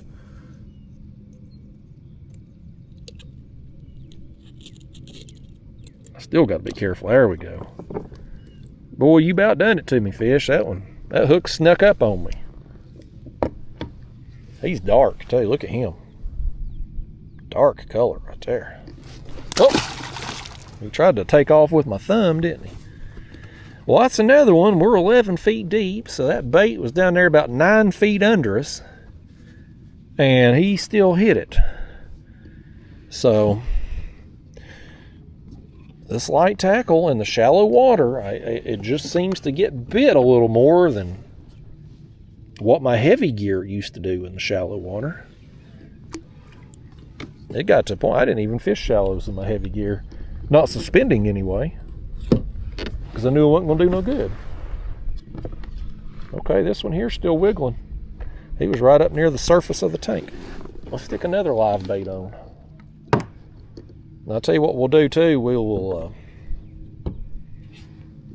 reel up our other bait here in a minute and switch it out. Let's go through the nostril there. Let's see how wiggly he is. Let's stick him over here in the water. If you ain't going to swim, we ain't going to put you down there now. He was swimming up at the top of the tank. He's all red nose. He ain't looking good. He ain't wiggling at all now.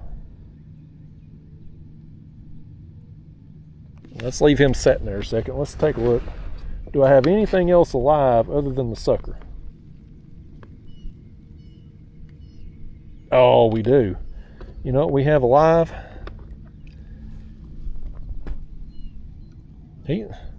Well, now he's going to wiggle a little bit. You ain't wiggling enough for my liking, sir. You're going to be cut bait. What we are going to do, though, is reach down in here and grab our drum. You remember the very first fish we got in the cast net this morning? It was that drum. And if I can find it, where did it go? There it is. See if I can get hold of it. There we go. There we go. We got him in my hand. Now he is definitely more lively. I'll quit now. Okay. Okay. There. Now see, that's what we want out of a live bait right there. That's what we want. Let's send him down there and see what happens. Let's see if he can conjure us up something. Wouldn't that be a show? Okay, now let's take our old gizzard here that ain't going to wiggle. Now let's just put him on this other one here. This one, we had caught that fish on it, and I dropped it back down, and it's probably bled out now. It probably lost a lot of blood when it got smashed from the fish biting it.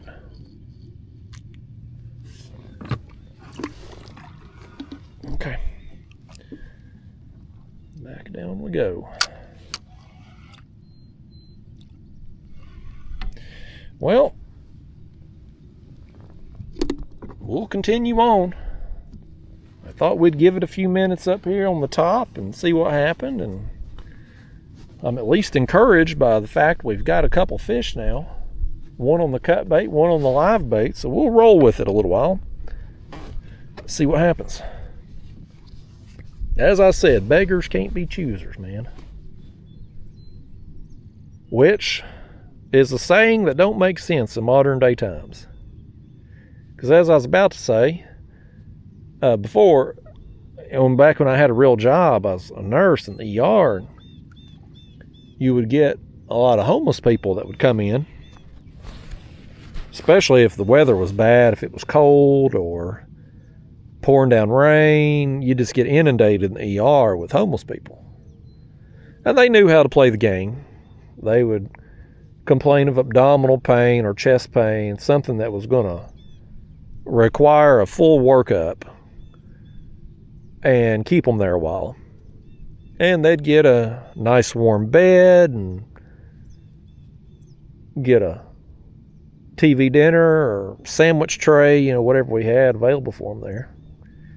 But when I say beggars can't be choosers, that ain't true, folks, because you wouldn't believe, well, some of you probably would believe it, but how many times I would take a sandwich to a homeless person and have that thing thrown back at me or get cussed out over giving them free food because they wanted a ham sandwich and all we had was turkey. Or they wanted mayonnaise and all we had was mustard type thing. So the beggars can't be choosers deal ain't true. Because beggars can be choosers. And if they don't get to choose what they want, they will cuss you out or throw that sandwich back in your face. Or throw a handful of feces or a urinal bottle at you too. I've had everything thrown at me through the years. I'm glad I don't have to do that anymore. I've been fortunate the last few years I can come out here and make some lousy fishing videos and enough of you watch that I can keep the lights on doing this versus having to do a real job where I clock in and out and work for other people. I like working for myself. I recommend it to anybody. Be your own boss.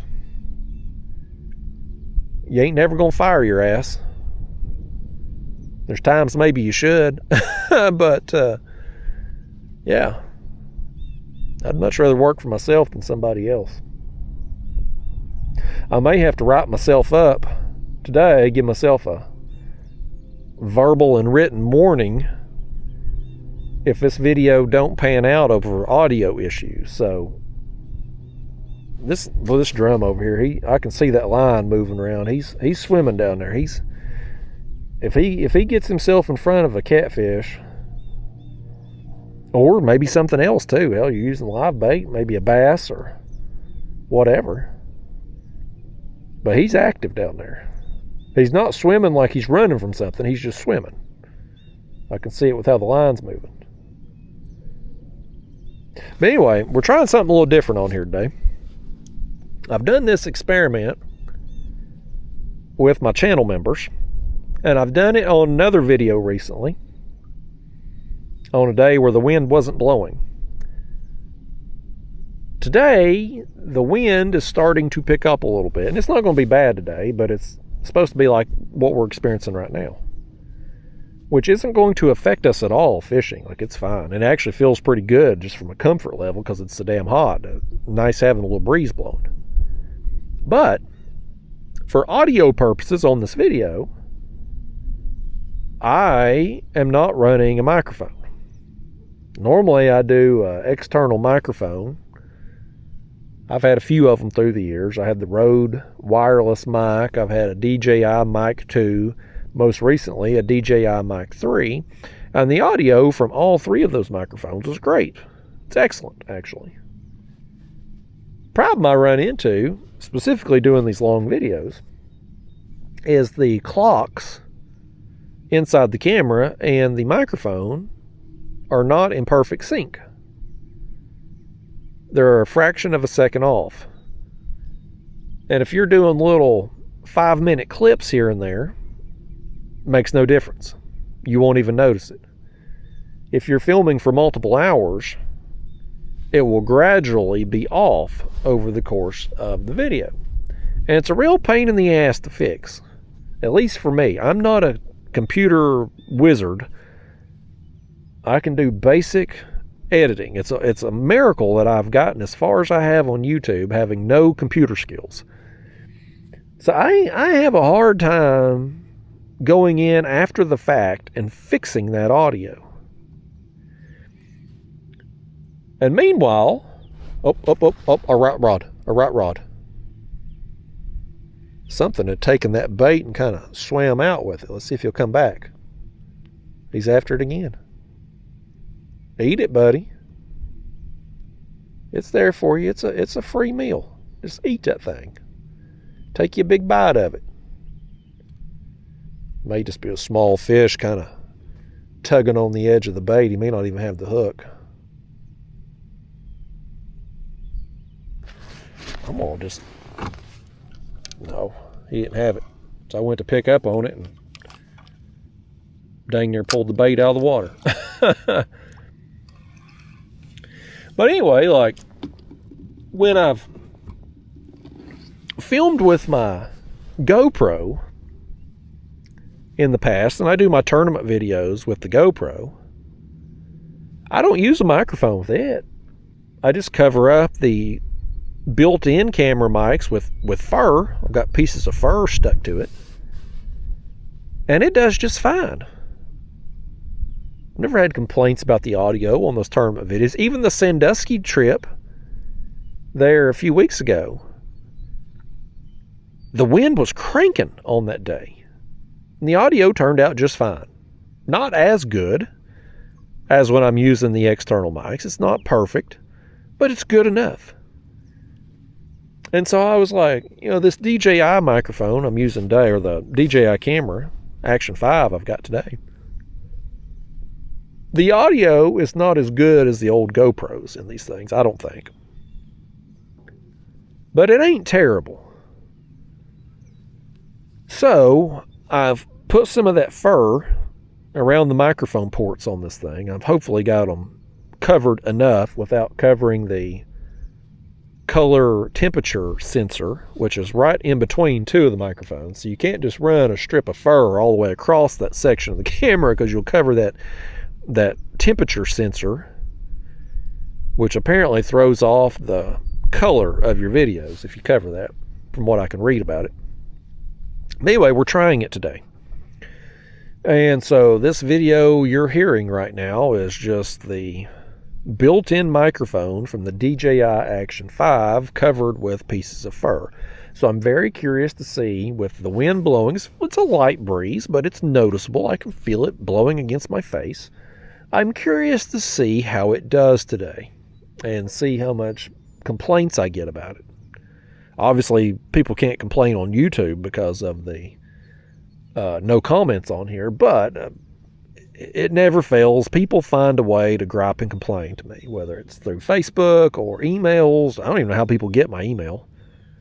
I don't know how people get my email, but I get random emails from time to time, people complaining. I have no doubt if there is a problem with what I'm doing, people will notify me. And then too, I've got my channel members, which they do have comments on the channel members videos, and so they can our drum got lively. He started running from something got after him down there.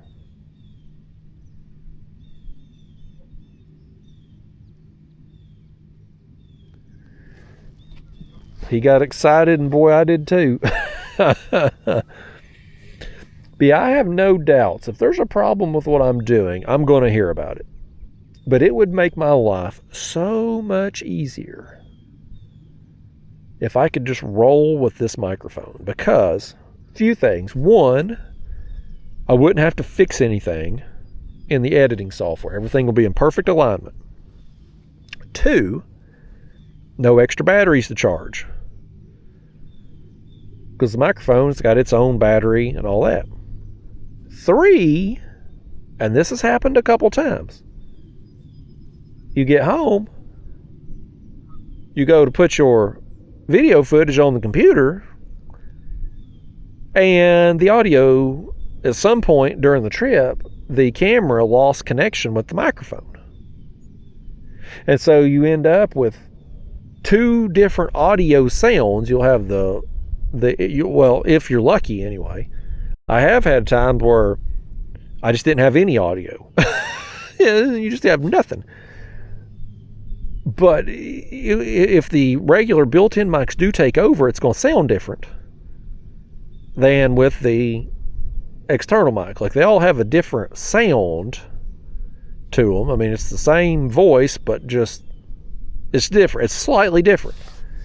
So everything's not all, and most people probably wouldn't care, but that kind of thing drives me nuts. I want everything to be the same. So anyhow, we're trying this today. We're going to see how it goes. You all are guinea pigs, especially if you're watching to this point in the video where this wind actually is blowing in our face right now as we speak. I'm curious to see if the wind is noticeable at all on here. I hope it's not. I hope you don't even know the wind's blowing. And I hope whatever sound this microphone has with my voice, I hope it's not too terrible. Because I would really like to simplify this as much as possible. Anything I can do to, back to that Ozark Razor thing. Is it Ozark or Oxum? Both of them are jumping out of my head, and I think maybe I'm thinking Ozark because of Ozark Walmart brand. Either way, you know what I'm trying to say. Whatever that thing is, razor, just means the simplest answer is usually the best. Well, in this situation with the camera setup, the simplest thing to do would be to just run the internal microphones versus the external. Then everything's lined up. I don't have to worry about microphones losing connection or having lost audio. Yeah, that would be the simplest. So hopefully it's tolerable. Y'all are the guinea pigs, though. I did do it on another day, and I didn't get any complaints about it. But the wind wasn't blowing. So today the wind is blowing. We'll see. Sometimes if you've got a lot of wind noise on a camera microphone, and you are listening with headphones specifically, it's really obnoxious. I mean, bad audio is obnoxious whether you're watching TV, cell phone, earphones in, whatever. But when specifically with wind noise, it can be rough listening with earphones. So I want you all to have the best viewing and listening experience possible, but hopefully there's a balance that can be had where you can have an enjoyable experience and I can have an easier experience. I'm hoping this is the common ground. We'll see. I'm kind of thinking I've only got 2 rods. I'm kind of thinking I'd like to put on a piece of chicken. When we switch out baits again, we're going to leave these on here a few more minutes. I like our drum out there. He's lively. I mean, I'm watching him over here now. He's still swimming around. Like he's doing his job down there. Whether he gets eat or not, I don't know. But he's doing his job to conjure us up something. I'm proud of him. He's working hard. He's earning his keep today. The cut bait, though, I'm thinking maybe we put on a piece of chicken. And we've still got our sucker there I want to work in today, too. Of course, here's the other thing with the sucker. Here's the other part of that. Let's say we're fishing along here and we're still just not doing any good. We're not getting any quality or limited bites. Do we want to waste that sucker today? Or do I want to keep him and use him tomorrow? Because I'm planning on fishing tomorrow too. We've had foul weather the last few days, just intermittent rain and storms and stuff. But today through the end of the week here is looking pretty good.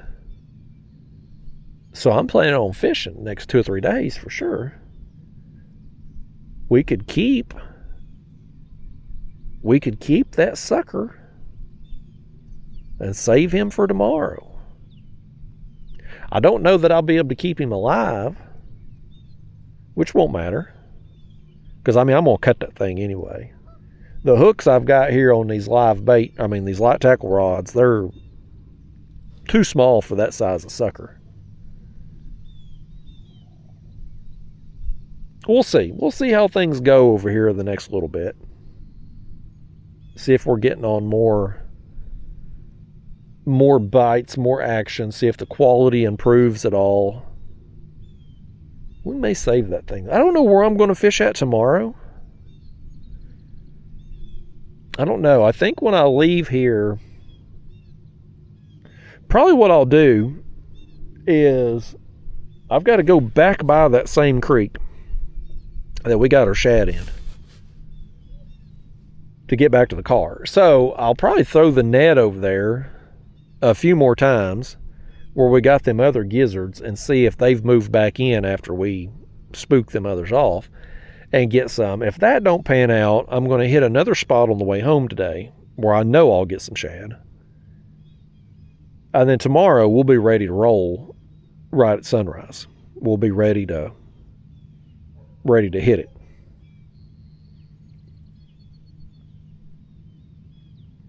You can make an argument either way. I mean, look, fresh is best, right? The fresher the bait, the better it's going to be.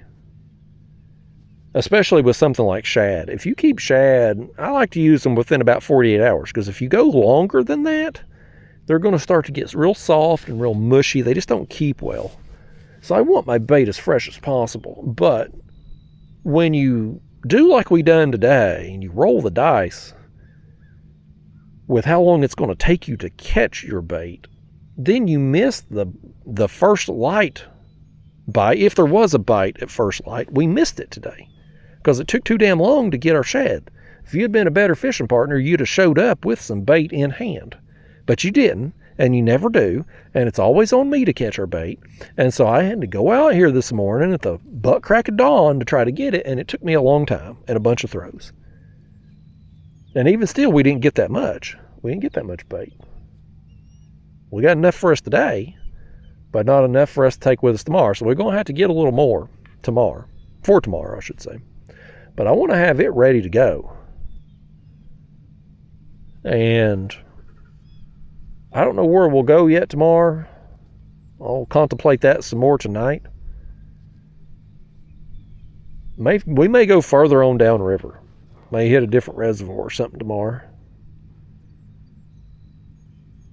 I don't know. We'll see. But before we do that, we're going to get us some bait. And we'll probably try to do it here on the way back to the car.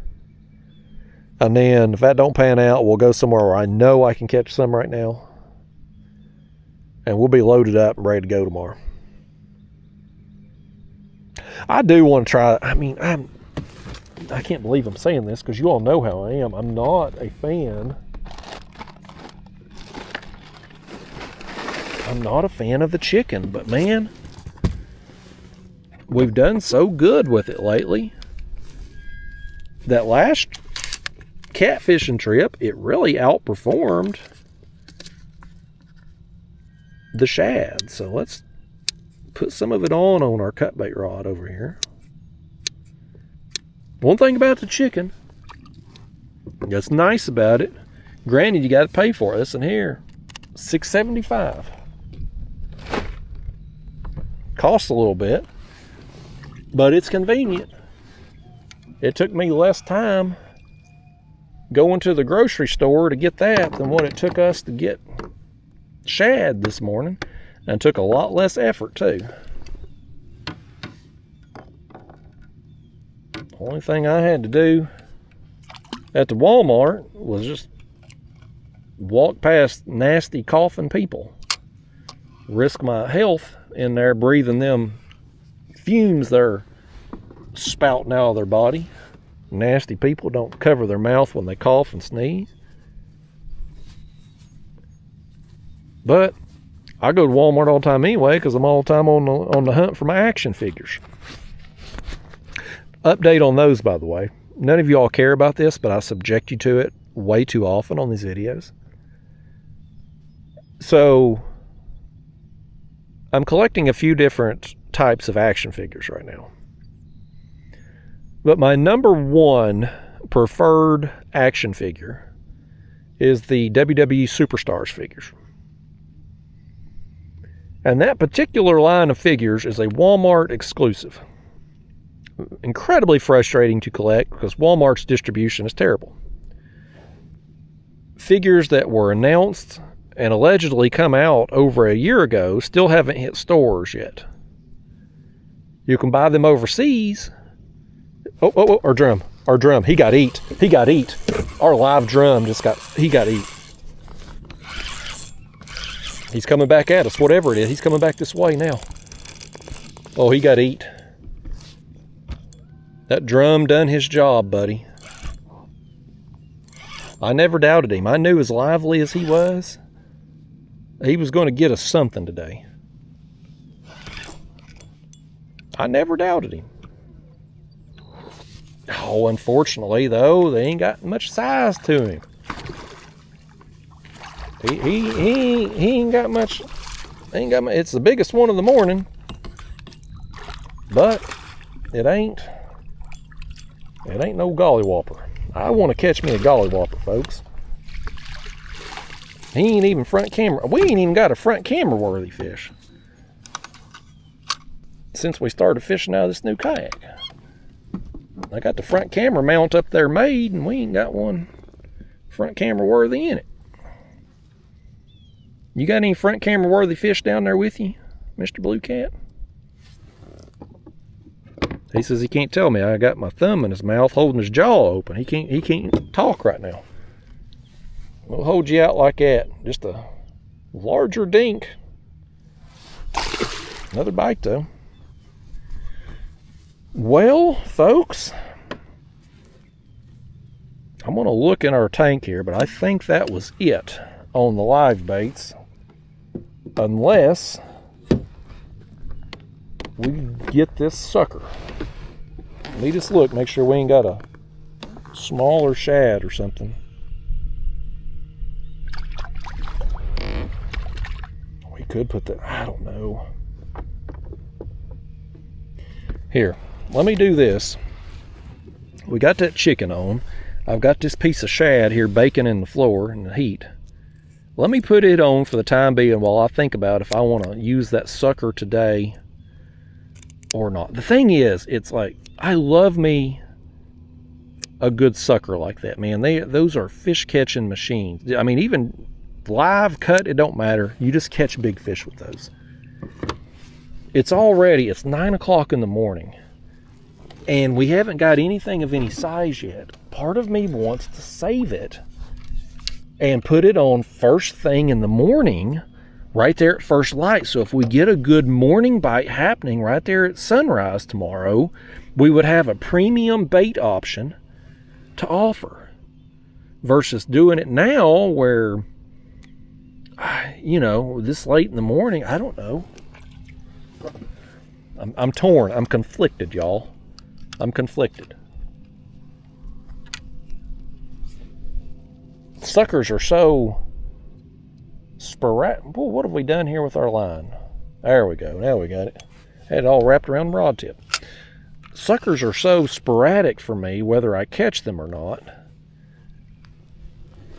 I couldn't go out today and be like, yeah, I'm going to go net some suckers. Like, if I get them, great. It's a happy accident, as Bob Ross would say, but can't depend on it. So the fact that we got one and we can get, say, 3 baits out of that, man, I'd like to have those on at sunrise tomorrow. I think that would be just wonderful to have those on at sunrise. Or if we could have had them on at sunrise today, that would have been great. So, I don't know. We'll think about it some more. Anyway, back to the story that you all don't care anything about, but I subject you to it anyway. Because I'm into action figure. Ever since my midlife crisis started, I've been into action figures, hardcore, man. And one of the figures that I collect are the WWE Superstars, Walmart exclusive.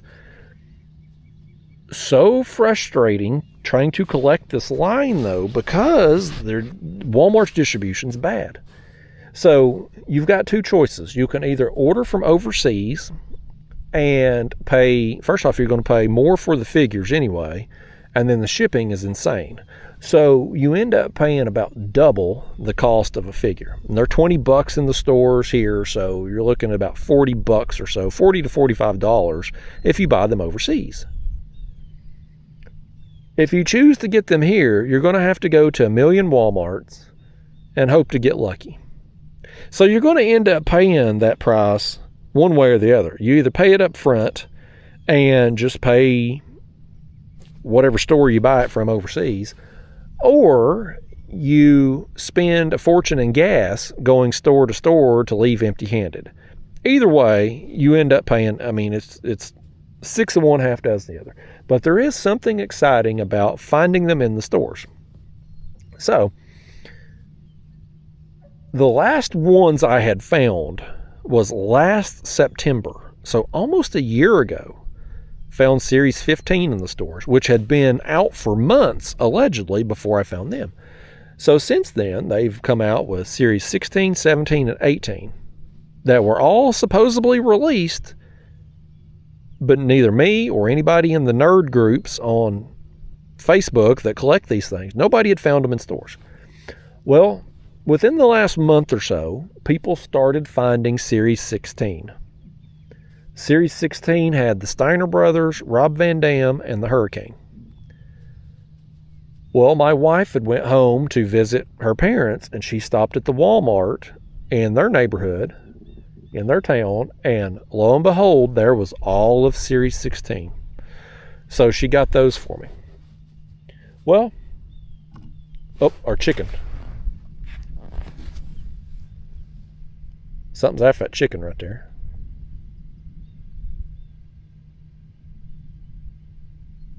Well, he tapped it. He come up and took a bite. He said, that chicken's raw. He sent that chicken back to the chef. He said, you better cook that thing. I'm going to get the salmonella. He's going to have that explosive diarrhea everybody's having right now. Glad I ain't caught that parasite or whatever's causing it yet. So anyway, Series 16, I now have. The Series 17 is the one everybody wants.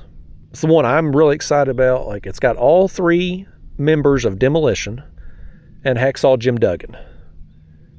I want all 4 of those figures. Everybody does.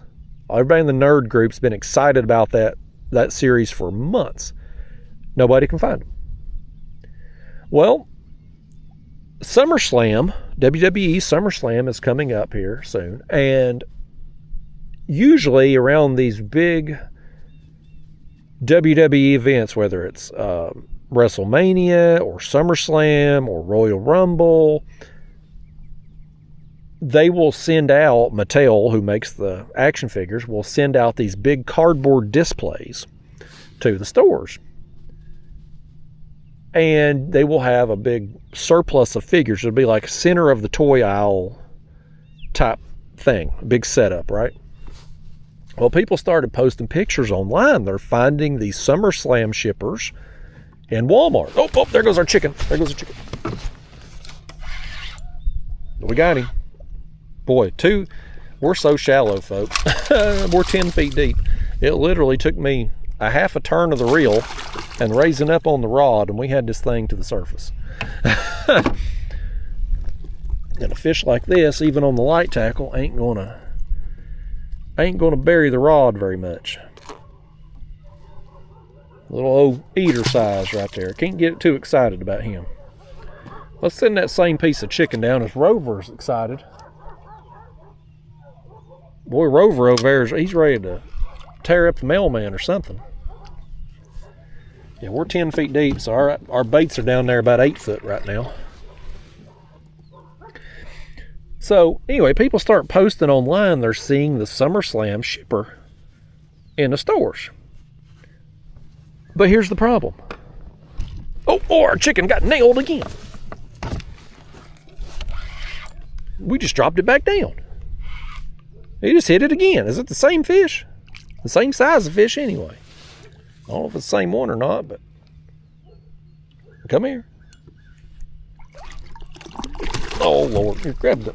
He's just big enough. I don't want to boat lift him and him break that light line, so... Another dink. But he ate that same piece of chicken. We had literally dropped it down 30 seconds, maybe? And he was on it. Meanwhile, our piece of cut bait over there is just like a damn hitchhiker got his thumb out trying to get somebody to pick it up. And nobody wants to. Can we get a third fish on this piece of chicken? Let me just rehook this thing. Chicken getting it done right here, folks. We using raw chicken nuggets. All right. Now, anyway, let's get back to the story here. We got important stuff to talk about that y'all don't care about. SummerSlam shippers hitting Walmart, but here's the thing. There's no Series 17 on there. It's Series 18 figures. Where the hell's Series 17? So me and my wife, we went on a fig hunt the other day. We hit multiple Walmarts, multiple Targets, because I'm looking for some LJN figures too right now. And we went out and about on the hunt.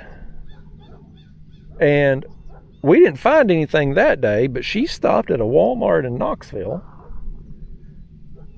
And she found that they didn't have the shipper. They didn't have the big cardboard SummerSlam shipper display.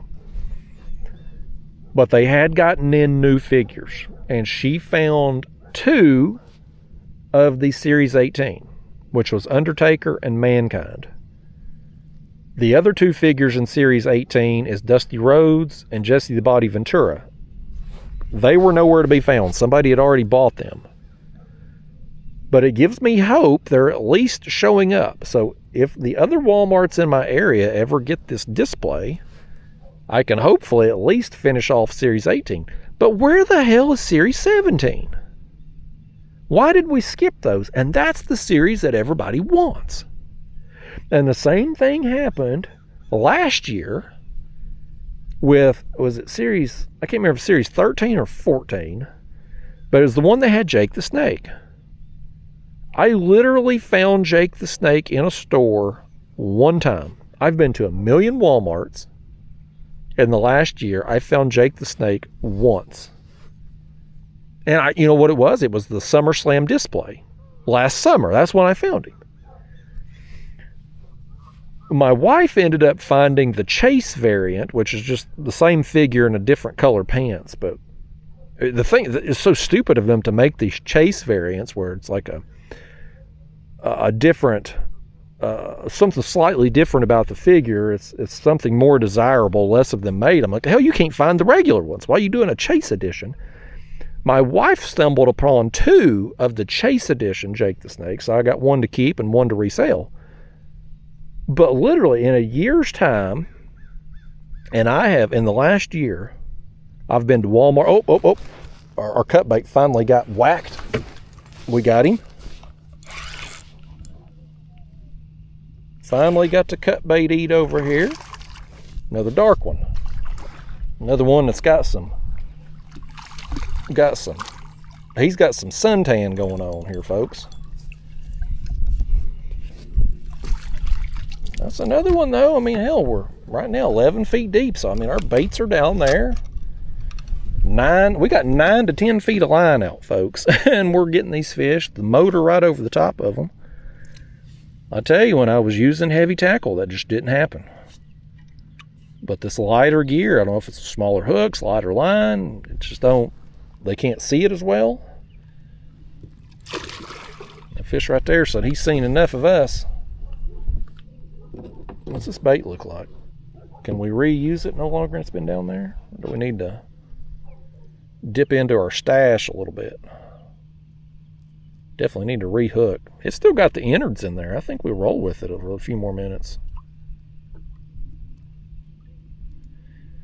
Or if I can get it undone here. There we go. Let me just pull that out. You know what? Let's hook it this way. Hook it through the back and the meat that way. There we go. Yeah, we got 9 to 10 feet of line out, buddy, and 11.7 feet of water. If we do hook a monster today, it's going to be a dang good time. With 10 feet of line out and these light tackle rods, they are going to bury it. It's going to be awesome. But, yes, anyway, I'm hoping Series 17 with Demolition and Hacksaw Jim Duggan isn't going to be a scenario like we experienced with Jake the Snake, where you just can't find him. You just can't find him anywhere. Like, it's so stupid that it's like this. Like, you should just be able to walk into a store and get them. Or, better yet, be able to order them online. I mean, it's 2026. Why can't we just order these things online? But you can't. If you find those figures on Walmart.com or their app, it's from third-party sellers, and they're charging a premium for them. So it's stupid how they do it. I wish I hadn't got into this line, but I love them. And I'm sticking with it, despite all of the hardships that it causes because of the silly distribution. Meanwhile, Target, like the LJN figures I collect, those are Target exclusives. And I'm on the hunt right now for Series 3 of those. The people are reporting them online. They're seeing them out in places. I haven't found them here local to me. I've been to several Targets. I haven't found them. But Series 1 was easy to find. Series 2 is on the shelves right now, easy to find. I could go into any Target in my area right now and buy any figure I wanted from Series 2. Like, they're distributed. So it's a matter of time. Give it another, within a month or so, I'll find Series 3 at the local Targets too. Just got to be patient with it. But it ain't like that with the Superstars figures. Walmart just sucks. So I've been frustrated with it, but at least we did find Series 16, and I got half of Series 18. And it's, unfortunately, the Series 18, the Undertaker and Mankind, like, those are the least two desirable figures of that set, in my opinion. I wanted the Dusty Rhodes and Jesse Ventura. The Undertaker figure looks good. Don't get me wrong, it looks good. But we already had an Undertaker from Series 3, which I think is one of the best looking figures in the whole line. So I already have that. And also have another Mankind already. I forget what series it was from. This one just is the updated version. Got his business shirt on and Mr. Sacco, like when he was corporate Mankind. Which, again, it looks good. It's a nice looking figure, but we already have a Mankind, so it wasn't one that I was super, super excited about. I wanted it. I wanted to get it, but I wasn't as excited for that one as I was some of the others. But yeah, I don't know, man. I have no idea when we're going to see Series 17, if at all. I may have to break down and buy them from overseas. Lord knows, as many Walmarts I've done been to, I've done spent the money. You spend it either way, whether you spend it on gas, going to a million Walmarts to be disappointed, or you just pay it up front and have it shipped to your door from England or Europe or wherever the hell you can find them at. It just seems silly to me that that's the case, though. And everybody blames Mattel, because Mattel is the toy company that makes these things. Mattel takes all the heat. But it's a Walmart problem when you get down to it, because here's the thing. These are a Walmart exclusive figure. So Walmart places an order with Mattel for X number of figures. Let's just say 100,000 figures. I have no idea how many they actually order. But let's say they order 100,000 figures. Mattel makes those figures, ships them to Walmart, their distribution hub. Walmart cuts them a check for said figures, And Mattel's like, okay, we're done. You placed an order. We've fulfilled an order. We've done our part. Business is good for them. They've got paid. They're on to the next project.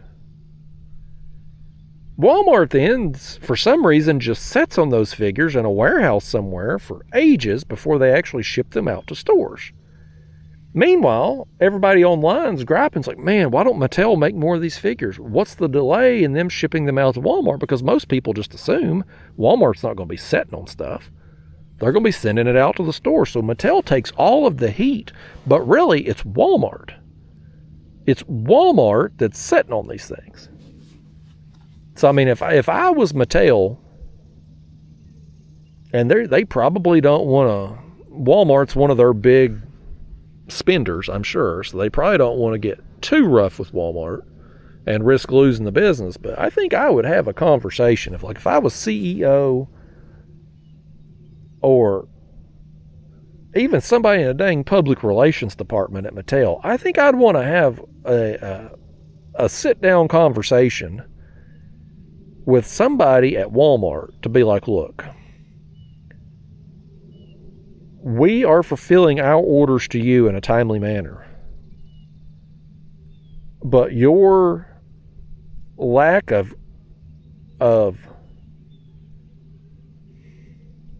what's the word I'm looking for here? Speediness, lack of,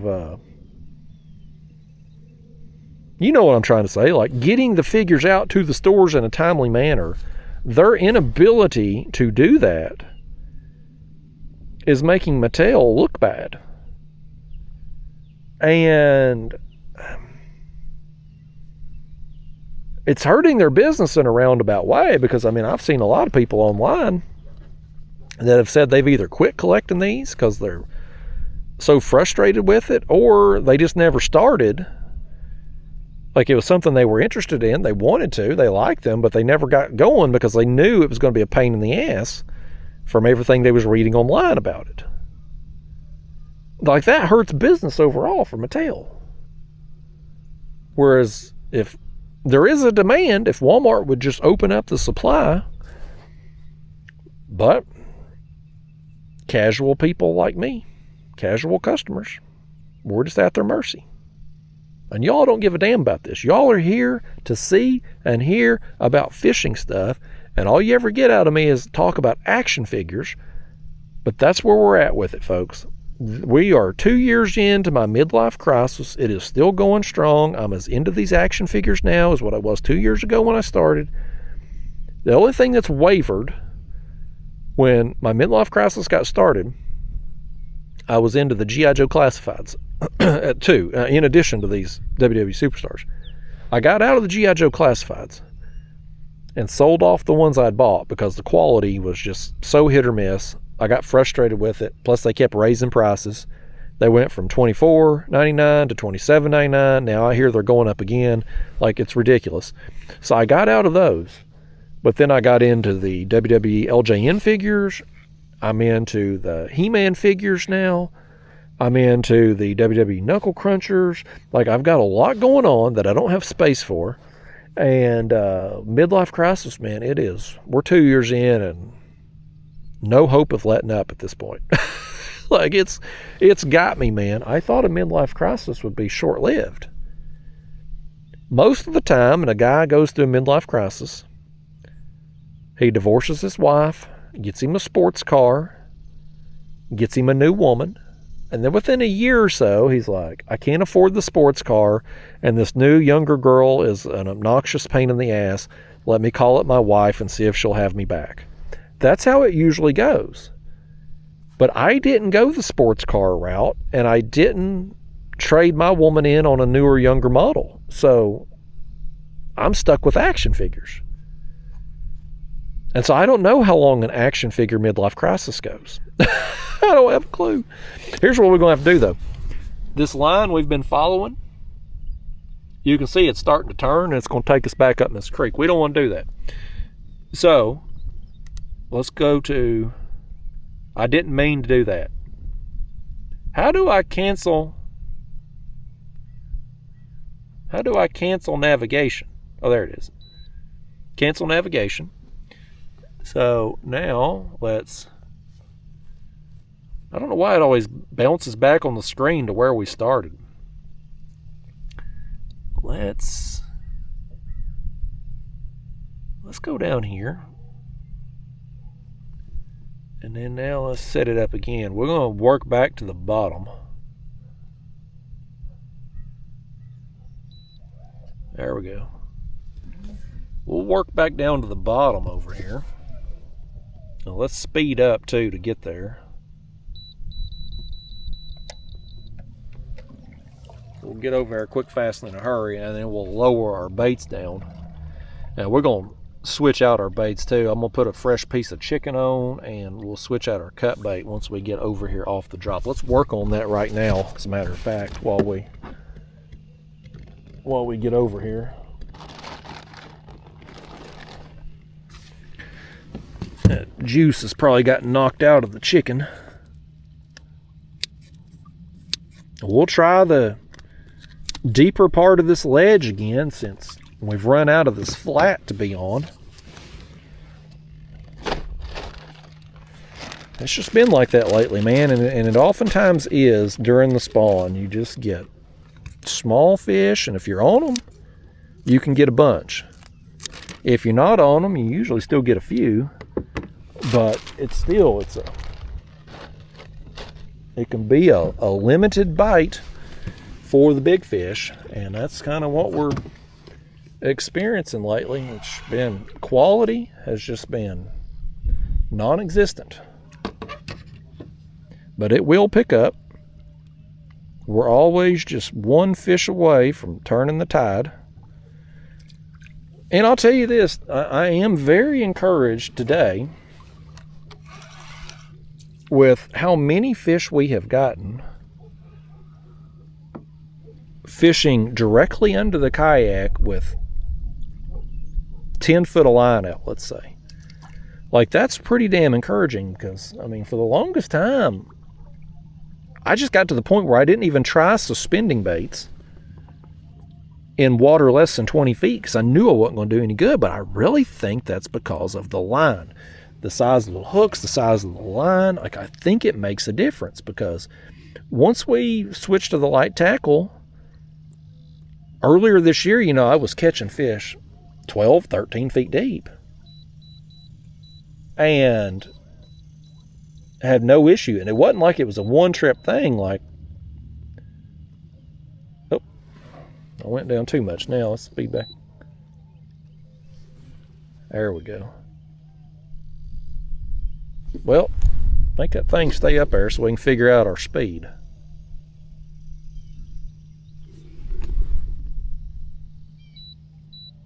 There, okay, there. I was looking at the wrong number. That's where we need to be. Bear with me, folks. I'm still learning this technology here. But yeah, now I'm gaining more and more confidence fishing shallower with suspended baits. But coming out here today, you know, I thought, boy, that is awful shallow, and water is pretty clear today. I mean, I can see my sinker down there in the water like 2 or 3 feet deep. Perfect visibility. So these fish come up to our baits, they can see our line, our hooks and stuff. But since we're using such small hooks and small line, I don't think it affects them as much as it does with the bigger stuff. Now, we saw that play out last year too, when I was in my other kayak and we was fishing 4 rods, and we were fishing 2 light tackle rods and 2 heavy tackle rods, and the light tackle was outproducing both in numbers and in size of fish. Like, there's something to it. I don't think it makes a difference every day. I think if fish are super aggressive, they're going to hit it regardless. But it clearly matters on some days. And I don't believe today, if we had been, well, I wouldn't have even tried it. I wouldn't have even, I didn't have a ton of confidence when we started when we got up the top of that flat and it was shallower than I expected. I didn't have a ton of confidence anyway until we started getting bit.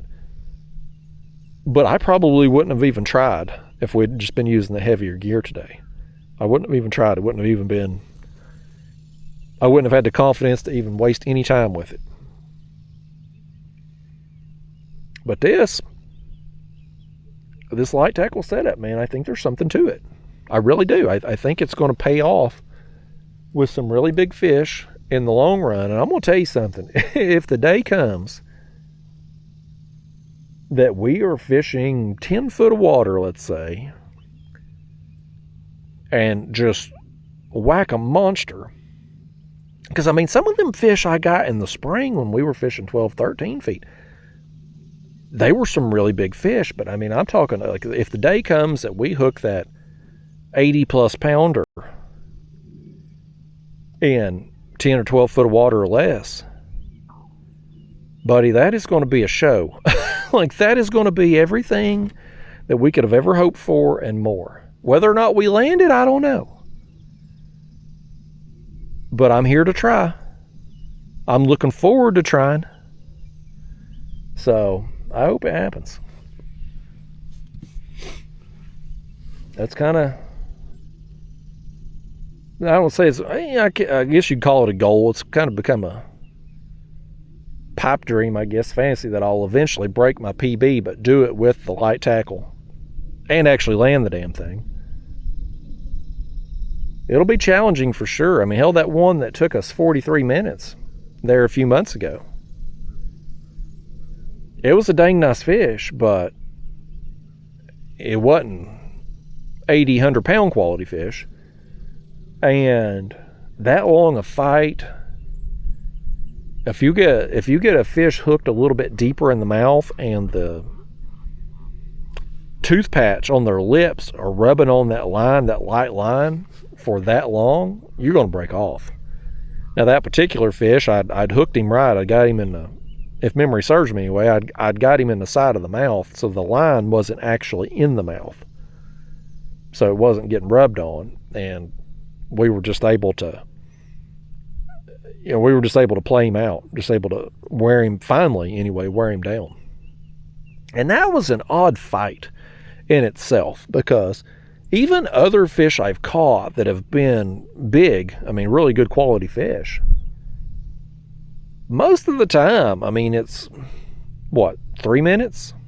5 minutes at the most to get one of them up. I mean, these aren't long fights. Catfish, well, specifically blue cats, they're just not built for endurance.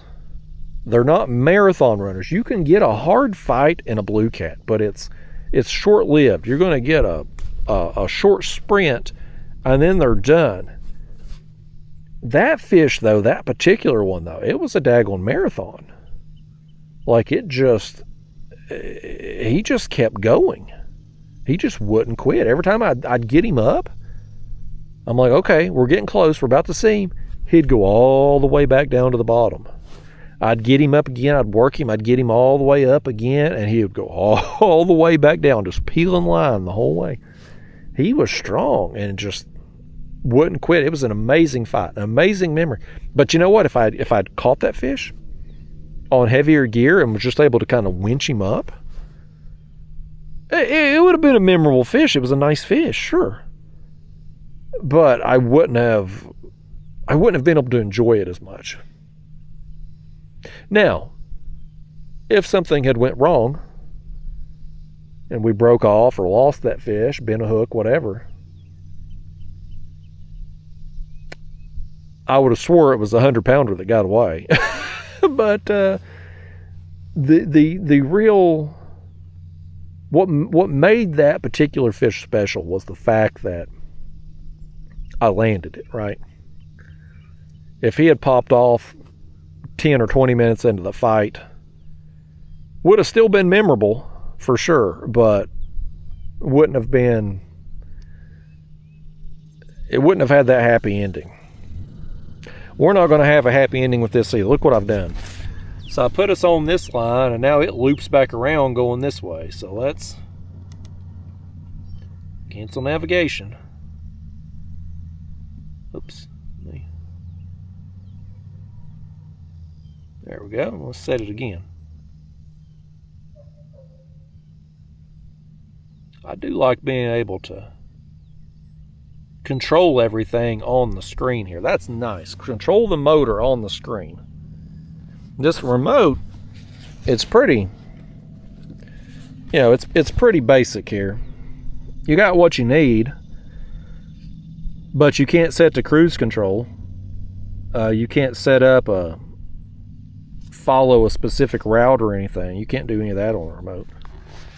So I would rather use the remote to just get me where I'm going, and then once I get there, use that. Whether we're setting up a situation like now where we're following the contour lines or whatever, or if the remote tears up, we've got a backup. Of course, I got that phone app too we can use, but I don't have to carry an extra remote or batteries or anything now.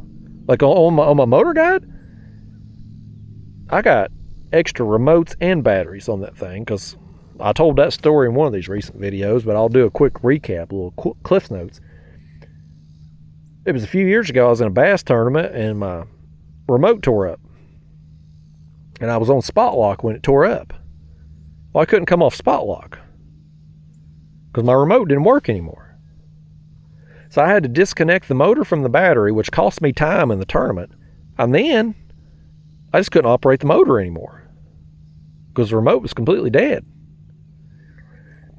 So after that, I made sure I always had a backup remote and backup batteries and everything. And it's just more crap you got to carry with you. And them remotes on the motor guide was so terrible quality. I'd go through about one a year.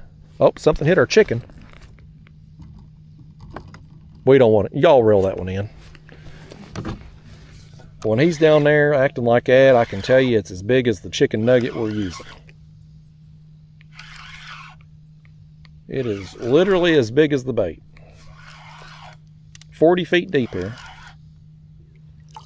Little old tiny thing. Little old thing.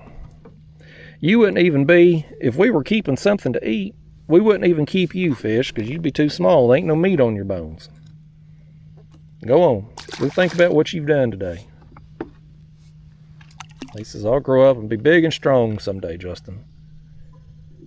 He's gonna train and say his prayers and eat his vitamins just like Hulk Hogan. He's gonna get big. Okay. Well, we got that same piece of chicken reset here. So now we're at 40 feet deep. Our baits are down there 38 feet, give or take. I think I'm going to save that sucker, folks, because I ain't going to fish too terribly much longer. Maybe another hour or so. It's only 9:30, but hell, it's blazing hot. Even though it ain't supposed to be as hot today, with that sun out and not behind a cloud or anything, it's miserable out here. And we're getting dinks so far, so unless something changes, I'd rather save that sucker and have him ready to go at first light in the morning. That's what I think I want to do. I want to save him for tomorrow. Some of y'all that's watching this video now have been waiting me to put him on. I know you're going to be disappointed, and I don't blame you. Believe me, I disappoint myself on a regular basis. Ask my wife. She's used to me letting her down. Like, it ain't, I don't discriminate. I'll let everybody down. But I think I'm going to save it. I think that's the play. I think tomorrow we're going to make a run. Go hit an area further on downriver. See if some fish, because I know our fish up here are still on the nest for the most part. I'm still seeing the noodlers posting the pictures. Maybe we get a little farther south. Some of those fish will have come off and be out and about, and we're gonna have at least 3 premium baits with that sucker. We'll cut him up in at least 3 pieces. We could possibly keep him alive. It's just going to be a pain in the butt to do so, as hot as it is and whatnot. They're a pretty hardy fish. Like you can see our shad in there. I mean, our shad was dying within minutes. He's still doing good. As long as if we change out our water today before I leave, and I put an ice bottle in there or something. Let me get that shad right there. Let me pick them shad out, actually. They're just going to contaminate the water more as they break down. But I mean, we could keep him alive potentially. It's just going to be so hot today. I don't know if it'd work out or not. I don't know if it'd be worth the hassle, because if we use him as a live bait tomorrow, we run the risk of either something small knocking him off the hook, or maybe even eating him, like our gizzard shad here that we had earlier. We got them small dinks with them. But even if we do get him eat, we only catch one fish with him. If we cut him, we've got at least 3 baits. Now, statistically speaking, you would think 3 baits, surely one of the fish that we catch with him would maybe give us the bait back. So we'd have another opportunity to catch a fish with it. We're going to catch one right here on the cut bait. Right here in front of this old buoy. 38 feet.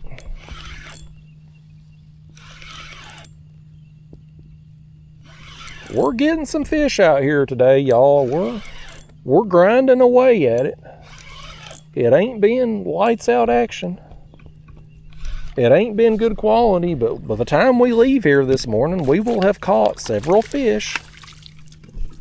And fish this size, while on the heavy gear, wouldn't be bending the rod at all. At least with the lighter gear, we can get a little bit of a bend in the line. Fish like this ain't going to pull no drag, but we can at least get a rod bent, and the hook is small enough to be able to actually get a fish like that.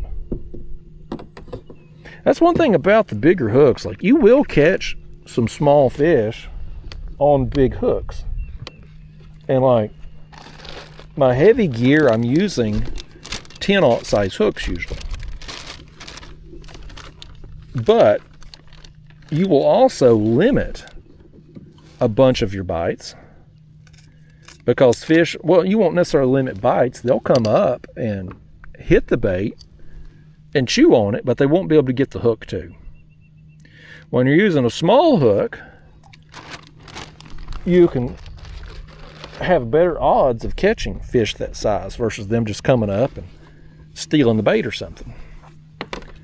And when it comes to these small hooks and big fish, I haven't had any issues catching big fish on small hooks. Even these little number 1 size shiner hooks, like, I've had really good success with them. Now, the other one over here is a circle hook, and it's a 7-aught size, and I had stopped at the store recently and got those because I had been using the chicken, and the chicken gets, I don't care what kind of hook, you can use a circle hook, a J hook, a Kell style hook, it don't matter. You're going to get some gut hooks with chicken. It's something about the way they eat that bait. I think they're just inhaling it. They're not biting it like they do a fish, where they're trying to stun it or kill it before they eat it. I think they just inhale it, and they suck that hook further back in their mouth. So I went to a little bit bigger size on the circle hook. It's a 7-aught to try to prevent that, and that's worked pretty well. I think on that last trip, we caught a bunch of fish. I think we only gut hooked one with the 7-aught size circle hook. And so far, knock on wood, we ain't got hooked any today. So, you know, these little number 1 hooks, when we're using cut bait, regardless of the size of the cut bait, we're not getting gut hooks with it. But you put a piece of chicken on that same hook, and you're going to gut hook several. So we'll continue to work in the bigger size hooks as long as we're using the chicken. But once we get out of the summer period, and I'm not using And I don't like using chicken at all, honestly. I really don't. But I will be the first to admit, even though I don't think it's really a consistent trophy-size fish type of bait, it does catch a lot of fish in the summer. And I think it's just because fish in the summer are eating so many mussels. They're eating the meat in them shells and stuff, and that chicken kind of represents that in a roundabout way. So right now, while I'm supplementing in that chicken a little bit here and there, we're going to use the bigger hooks. But them small hooks, I've got a lot of confidence in them catching big fish. Not bending them, not straightening them out. As long as your drag's set appropriately, that's not going to happen. I've broke a few, but I've done it. And not the fish. The fish ain't broke them. It's been me using pliers to try to get them out of the fish's mouth. That's what's broke them. So, yeah, I think there's something to it. The lighter line, lighter hooks, I think it's leading to more fish. And I certainly, I haven't done any good on big fish lately, but I had one hell of a spring on big fish. And that was without me really having, and here comes the wind. I hope that's not just ravaging people's ears on the camera, if they got headphones in. I completely lost my train of thought.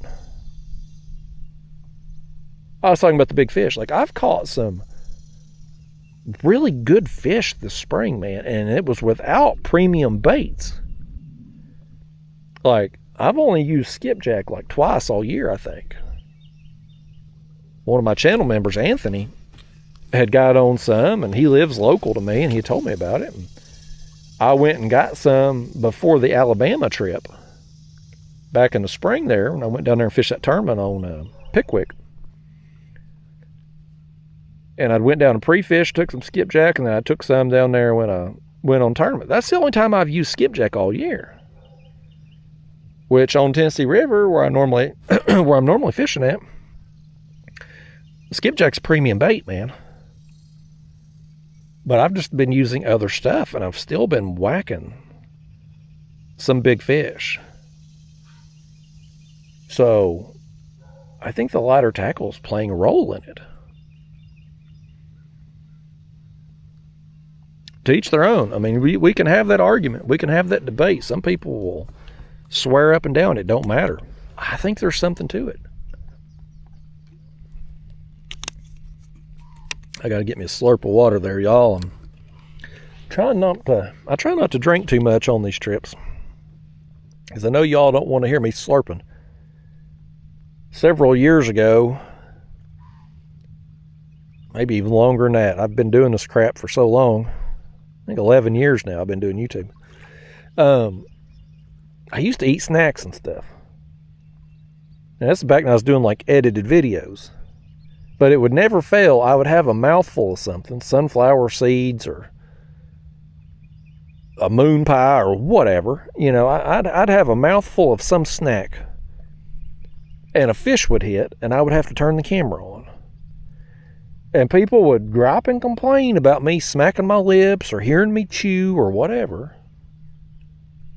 And I got a complex about it, I reckon. I stopped wanting to eat or drink anything on camera. And now I'm doing these... Oh, we got one. He hit it. He hit that chicken. But now when I'm doing these videos like this that are...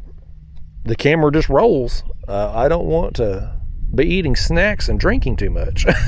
I got a complex. A complex about it. That's why it's best for me not to interact with anybody. We got some birds over here on this shoreline. There flew one across. I see another one up there. There must be some bait over there. Or maybe they're eating the bugs too, possibly. I think I will start where we got the most shad, because we kind of rushed it this morning. By the time we found where those gizzard shad were at, I was antsy to get started. Going back, I can kind of work it a little bit more thoroughly. Throwing that net, I'll work that whole shoreline down through there and see what I can do. And if that works out, great. If it don't, I'm going to hit another place on the way home where it's a creek that normally has more gizzard shad in it. Some of these creeks, man, you'll find them. Some of them will have more threadfin than gizzards, some more gizzards than threadfin. Some will have very little shad at all for some reason. Most of these creeks, though, will have some combination of both. And if you just make enough throws, even if you're throwing in the blind, you'll catch them. Some days it can be real frustrating, though, if you're pulling them up and kind of like we started this morning. You make 3 throws, don't catch any, and then you get 1 shad, 2 more throws, nothing, and then you get 1 or 2 more. It can be tiresome for sure, especially if you're throwing a bigger, heavier net. The biggest thing that limits me, honestly, is the size of the net. I can throw a bigger net in the kayak, but I can't do it easily. The 6 foot, it's kind of ideal size that I can easily throw it and I can get enough bait with it. A 10 foot net would be better. You catch more bait with a 10 foot than you can a 6 foot. But boy, you talk about a pain in the patootie to throw that thing out of a kayak, because the more nets you got, the more stuff it's going to have to get hung on. And Lord knows there's a lot of stuff in a kayak for it to get hung on. Foot pedals, rod holders, gear track, like there's all kinds of crap to get hung on.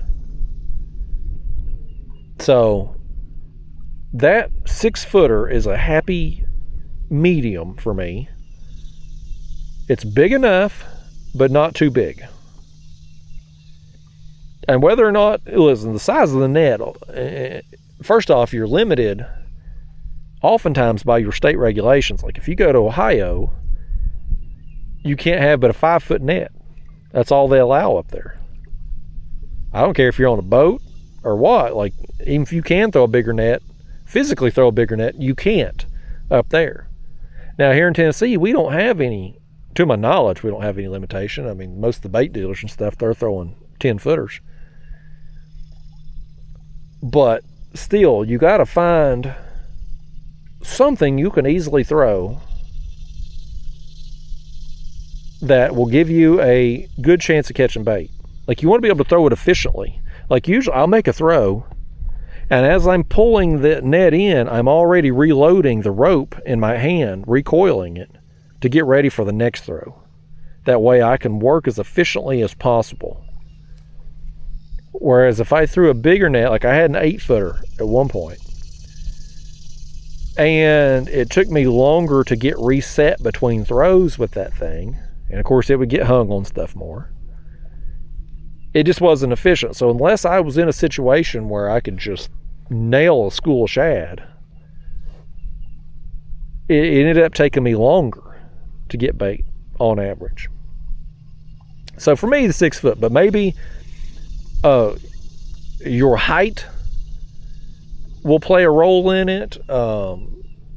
Certainly your sense of balance if you're fishing out of a kayak. This kayak here is like standing in your living room. I mean, it honestly don't even feel like a kayak. It's that stable. And you know me, like I like fishing out of a kayak, so I prefer a less stable kayak. That's why I like my Hobie Lynx. Now my Hobie Lynx is stable enough. I can stand up and pee. I can stand up and throw a cast net, but it ain't this level of stability. I'm gonna get back to fishing in the Lynx soon, but I'm gonna spend the next probably few catfishing trips in this thing anyway, just to make sure. I think I want to replace my Hobie Pro Angler with this as my tournament rig, but I need to get a few more trips in it. I need to get everything dialed in. Today's been a good test, at least with, granted we ain't caught nothing big, but the rod holder mounts have worked well, I feel like. They're not interfering with the graph. They're close enough that we can reach them yet. They're far enough away. We have plenty of floor space here. So I feel like we're getting some stuff dialed in. I think the raising the back of the seat here with that 2x4, I think that was a solid move. It definitely feels more comfortable. I got my cords rigged up to the motor up there. Pulleys. I'll show you what I've done. I ran a line to a piece of PVC, make me a handle. I put a little pad eye on the removable, or the, quick release motor bracket, and drilled a hole through the lever so I can pull this down, lower that lever, and release the motor. And then I've got another cord ran to the motor head itself so I can raise it up. I can do this from the seat without having to climb up there like I had been doing. So little stuff like that, I've just been doing little projects like that to make this thing more comfortable, more fishable. And of course, today we're trying out the live bait tank and cooler combo to see how that works, see how easily I could access it. I'm going to get some scupper plugs, plug these holes so we don't lose our small shad out them when we're netting. I got the thing registered finally. I'm still waiting on my stickers, but I got the email from TWRA saying that it went through. A little bit of a trouble. I'm going to raise these baits up. We're 35 feet here. Raise them up just a smidge. It was a little bit of a trouble, a little bit of a hassle, I should say, to register this thing. And depending on your state, you may have to register a kayak once you motorize it. It varies state by state. In Tennessee, if you put a motor on anything, it is considered a boat. If you motorize a kayak, a canoe, a paddleboard, a float tube, it don't matter. If there is a motor on it, it is considered a boat, and TWRA wants their money for it, which they have raised up. It used to be $13 a year. It ain't anymore. It's a few dollars more than that. I can't remember what I paid. $18? I think I paid $18. They raised it. But anyway, to be able to register your boat or kayak, you have to go to your county clerk's office. You fill out a form. And usually you'll fill out a form and take a bill of sale down there, and then you will pay sales tax for however much you bought it for. Well, in this situation, I didn't pay for this kayak, right? Old Town sent this to me in exchange for promotional videos. So I had no bill of sale. And I knew this was going to be a problem because I went through the same thing a few years ago when they had sent me that autopilot. I think it's back in 2020 or 2021, whenever it was. I go to the county clerk without a bill of sale, and I'm like, hey, this is a promotional item. Well, tough break, Justin. You got to go back home and get something. So last time, Old Town sent me a bill of sale for the autopilot, and I went down there and paid a little bit of tax, and all's well. Well, this time I was proactive about it. And I had to be proactive because I knew we were going to be on a time crunch for me to get videos filmed and ready to go for the release of this kayak when they announced it. So I had to get the thing registered. I never see a game warden ever, but sure as the world, I come out here with a kayak that ain't registered, I was going to get in trouble. I knew I would. So I was proactive with my contact person. I'm like, look, I'm going to need a bill of sale of some kind so I can take this to county clerk's office. I got to get me another swig of water here, y'all. I got the cotton mouth. So anyway, they send me a bill of sale, but the dollar amount is $0. And I knew that wasn't going to fly to county clerk's office. I knew it wasn't, but I didn't want to be a pest to Old Town and keep bugging them about it. So I was like, let me just go try it. Well, sure enough, it's a problem down there because they got to tax you on something. And even though I didn't pay anything, like there's nothing for me to pay sales tax on because it wasn't a transaction, or at least a typical transaction anyway, where somebody's exchanging money for a product. In this situation, we're exchanging promotional video work for product, not actual dollars changing hands back and forth. County clerks still got to get their money. So basically the way they explained it to me was they have to have a value. If it is a transaction where money is being exchanged for product, they need a bill of sale, and you will be taxed, sales tax, on whatever that dollar amount is for the sale. If it is another situation like this, or the most common scenario they deal with like this, they say will be if somebody wins a car or a boat in a drawing of some kind, or a raffle prize, a giveaway.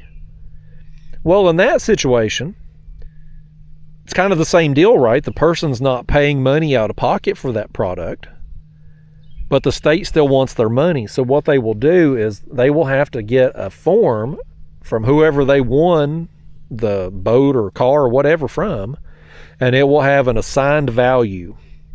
And you will then be you'll be taxed on the dollar amount that the whatever you've won is worth. Yeah, the damn government, y'all, they always got to get their money somehow, some way. Well, they got to get it multiple times, actually, because let's say you buy a new car, you're going to pay sales tax when you buy it. And then a few years later, you sell that car to somebody else. You've already paid the sales tax on it, but guess what? It's a new transaction. Whoever buys it from you, they're going to have to pay sales tax. They end up selling it to somebody else, sales tax gets paid again. You keep paying sales tax on the same item over and over and over. Welcome to America, folks. That's how it goes. But anyway, I have to reach back out to Old Town.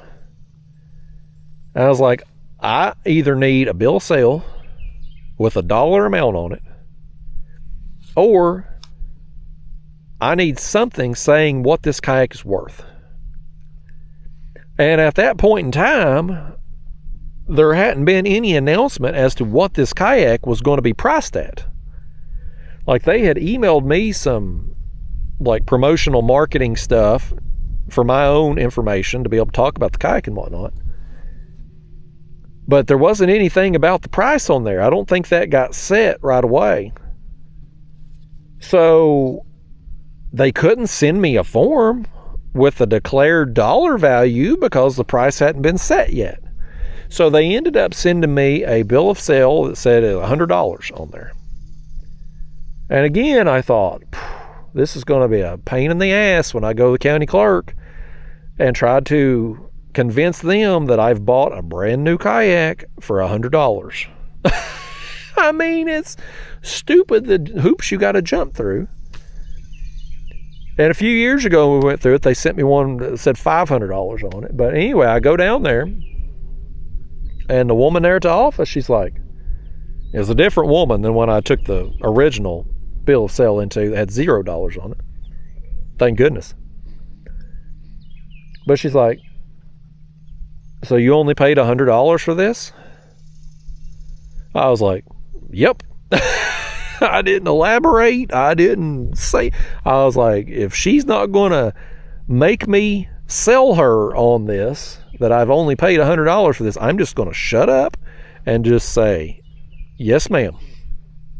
And of course, I mean, I've got a legit bill of sale here from Johnson Outdoors saying I've paid $100. So, I mean, they ended up taking it. I know she didn't believe me, but it went through. So I've got everything.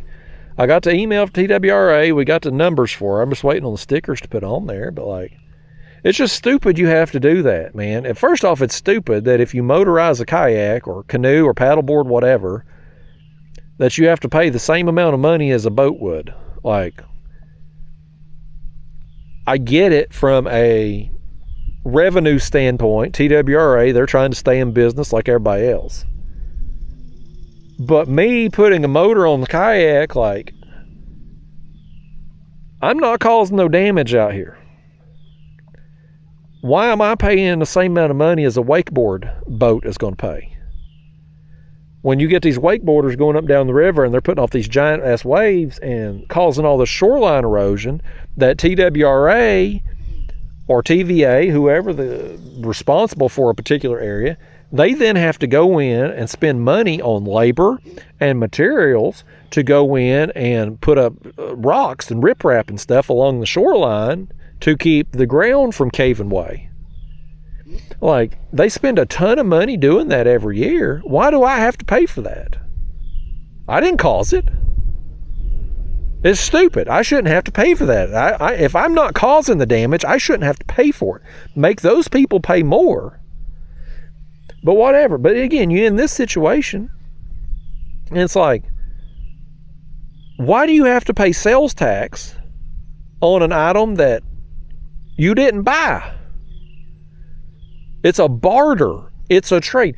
If you go to a convention of some kind, maybe some of you collect sports cards, or maybe you collect knives or whatever, but you go to some show and there's somebody in there with a booth and you're like, well, I'll tell you what, you've got this, I don't know, pick a Shohei Ohtani rookie card, and I've got 2 Barry Bonds rookie cards. Do you want to work a trade? And you and that person work out some kind of barter exchange where you both agree on the terms and you exchange products. Why? You shouldn't have to pay tax on that. You've already paid tax when you purchase those items, but by God, the county clerk expects you to pay sales tax on that.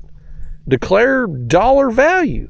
And it's the same thing with this. Like, yes, advertisement on my channel, there is a dollar value to that. This kayak, if you wanted to buy it, there is a dollar value you would have to pay for that. But if me and Johnson Outdoors choose to have a barter exchange where they trade me one thing of value for something I have of value, and there's no dollars change back and forth, there's not sales, there isn't a sale that has taken place, you shouldn't have to pay the government for that. The government should stay out, mind their own damn business, stop taxing us to death. We get, I don't want to go on a rant here about freaking taxes, man, but it just pisses me off because we get taxed non-stop for everything. Sales tax, gas tax, property tax. I mean, it's just relentless. Freaking relentless, man. We literally lose half of every dollar we make, minimum, to taxes. You pay income tax off the top, then everything you buy has got a tax associated with it. You want to go buy groceries around here? 7%. You want to go over here and buy you a new shirt at Walmart? 9.25%. You paying on top of it. Everything, man. Like, look, if you want to buy some luxury item, sure. You want to give the government a little cut of that? Okay.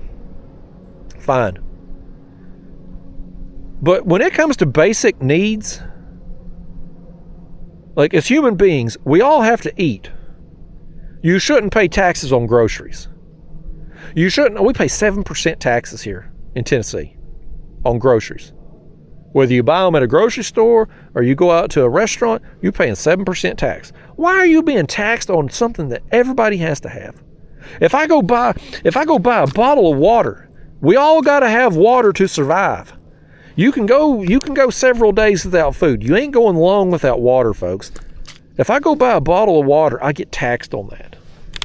Like, enough is enough with the taxes. And in taxes, they tried to raise our sales tax in my town last election. They were wanting us to pay more money in taxes, and that part of that money was going to go to the school system, and part of it was going to go to Habitat for Humanity. Why the hell they're wanting to make us pay a higher sales tax to fund a charity And listen, I'm not against Habitat for Humanity. They're great. They provide houses for people in need. It's an awesome cause. I fully support Habitat for Humanity. I have no problem with them. But our tax dollars shouldn't go to support that. If people are able and willing to give to that charity, by all means, it's a very worthy cause to give to, in my opinion, with what little I know about it. But we shouldn't be forced to pay a tax that goes to fund that. And thankfully, that came up for vote at the last election there, and it got turned down, of course, because everybody's sick of paying taxes. It lost by a landslide. Like, I don't even know why they put it on the ballot. But I mean, we get taxed for everything, and it's just, when you really factor it up, take whatever you make at your job or your business, however it is you earn money, unless you're a drug dealer, and then that's tax-free money. That's why it pays to be a drug dealer or a prostitute, because you're making tax-free money. You ain't got, I mean, if it's cash under the table, you ain't got to turn that in. But if you work on a real job or have a real business, whatever you make, you're going to be taxed on. And, you know, it's going to, if you make very little amount, you might only pay 10%, 12%, 15%. If you make a lot of money, you might be 30 to 40%. But that's coming right off the top. And then whatever's left, you got to pay all your other taxes. You got to buy groceries, paying tax. You're gonna own a house, you're gonna pay property tax every year. You gotta stop at the gas station, fill up your vehicle, you're paying tax. Every year you got to renew your sticker there on your license plate. You're paying for that. You go to register a kayak or boat every year, you're paying a fee. Like it on and on and on and on and on, man. They just tax the shit out of us. And you end up, you lose the majority of money. And you always hear these people, these financial experts and stuff. And I've certainly watched a lot of those videos through the years, and I've read a lot of books on it and stuff as I was educating myself on money, because there was a time when I was young and stupid and gotten into a bunch of debt and was broke. I was flat out broke for the longest time, and I educated myself on money so I could turn the corner and get to where I am today. But you would hear these financial experts, and they'd always say your home is the biggest expense of your life. And it is the biggest expense for something that you will actually take possession of, a tangible product, right? For most people, their house will be the biggest thing they ever purchase. But it is not our biggest expense. Not by a long shot. I don't care how big a house you have and how nice a neighborhood, how expensive a house it is, you will pay more in taxes over the long term. Sure, you buy a house, you're going to have a lot of money up front on that, right? Or however long your mortgage is.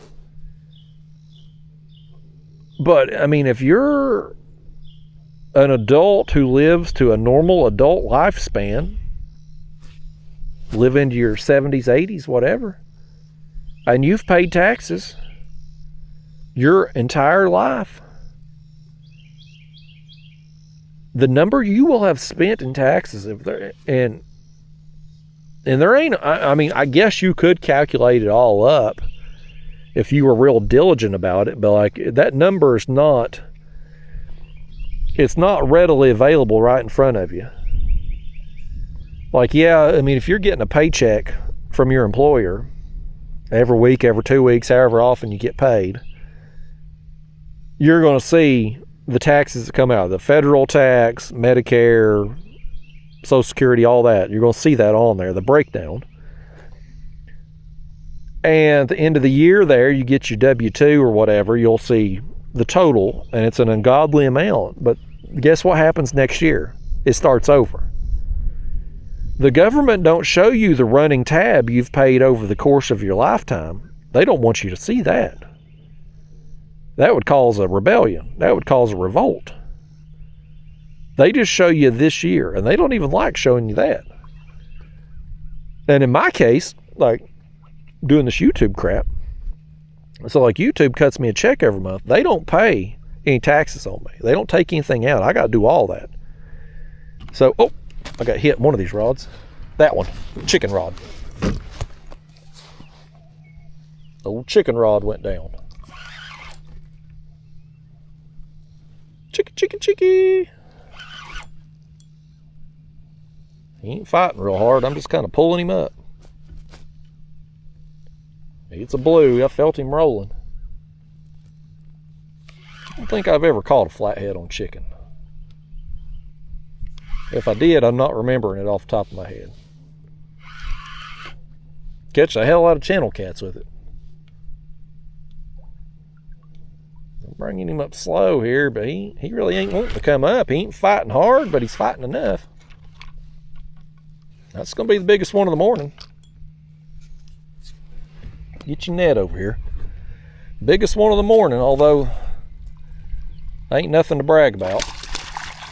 Well, he might be comparable to the biggest one of the morning. Not front camera worthy, though. We may not have to set up that front camera mount today. One less thing for us to take down at the end of the trip, I guess. Silver lining there, fish. Lord, how have you done this? You have got that line wrapped all around your mouth, fish. Where's the hook at? Okay, well, we can at least open his mouth now. Well, we was just talking about them bigger hooks, not gut hooking them. And here we have gut hook this fella. I'll go ahead and cut it, because if I try getting it out, it's deep. He's just gonna bleed out. He may still not make it, but he'll at least have a fighting chance now. Sorry, fish. It's always the chicken. It's always the chicken that does it, folks, every time. Well, poo-poo. I do have some more leaders tied up, but I hate that. I just hate leaving hooks and fish like that. At least in the freshwater anyway. You know, I don't mind it too bad in the saltwater. Like when I'm shark fishing in a kayak, I mean, you ain't getting control of a shark in a kayak, folks. Like, you ain't doing that safely. So I cut them hooks off and leave. I try to get down to my leader as close as I can without losing a hand or finger. But I leave them hooks in them sharks. But for those of you that have fished saltwater at all, things rust very quickly. I mean, usually, even if I got stainless steel pliers, them things will be rusted shut in 2 or 3 days fishing saltwater, unless I'm hitting them with the WD-40 after every trip, hosing them off and stuff. So I don't mind it too bad in saltwater if I have to cut a hook off in a fish, because they're most likely going to be okay. They're going to rust out. And too, if you've hooked a shark even on the outside of the mouth, I mean, it ain't going to interfere with it eating. But when you gut hook one, even if you don't tear them apart, getting the hook out, you wonder, can they eat and pass the food through the gullet? You know, it's unfortunate. I don't like to do that. But that one there was so deep, there wasn't nothing we was going to be able to do about it. All right, we got our next one tied on. That was the first bite in a while, too. I'm glad we didn't waste that sucker.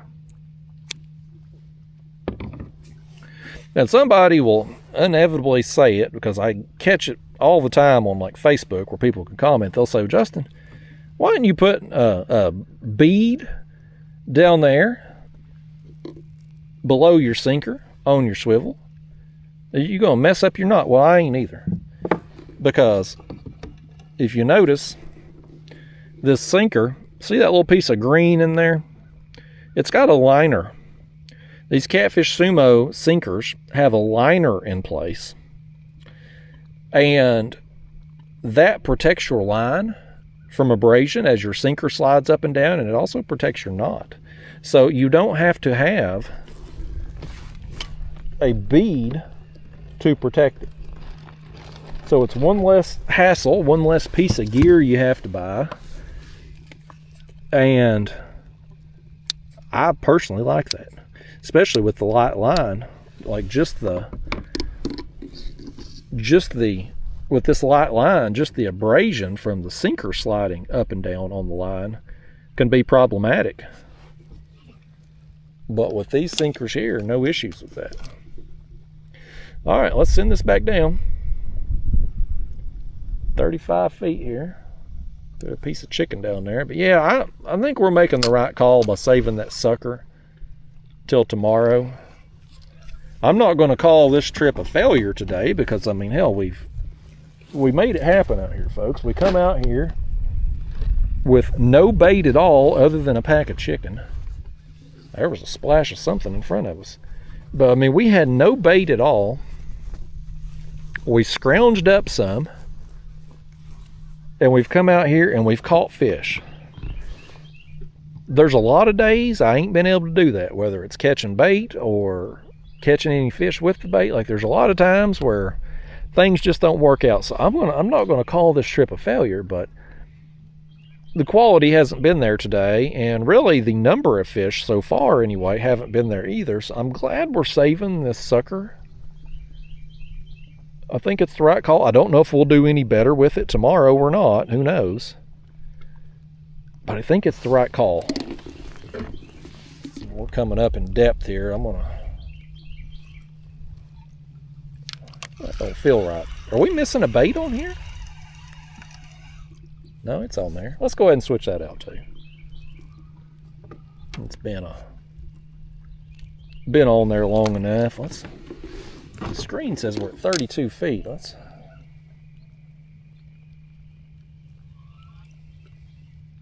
it says 32 feet, but then let's drop it down again. It says 32 feet. I don't know if I believe it, because we come up a few feet in depth, but I didn't have to raise my line. Like, it wasn't dragging bottom like I thought it was going to be. Neither one of them was. All right. Either way, we got that reset. Let's get another shad out of here. We're getting down the nitty gritty on it. Let me put another head here. Let's cut that thing in half.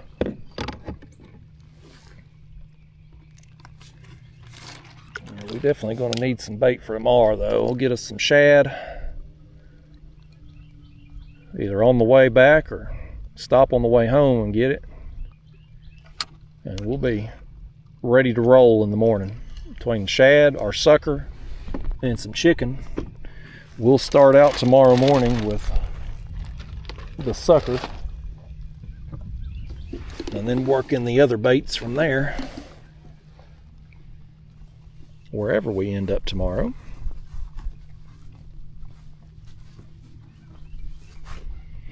Okay. Yeah, I think we'll give it a few more minutes here and then maybe work our way up to this dock or this next pocket here.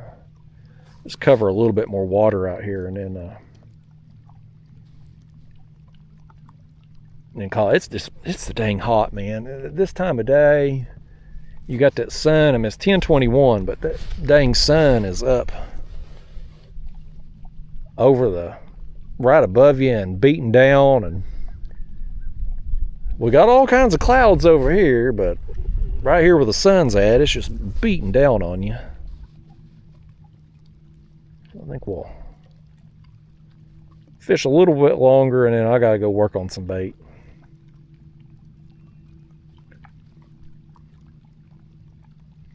We was seeing them birds along the shoreline on the way up through here, but I ain't seeing none down through here.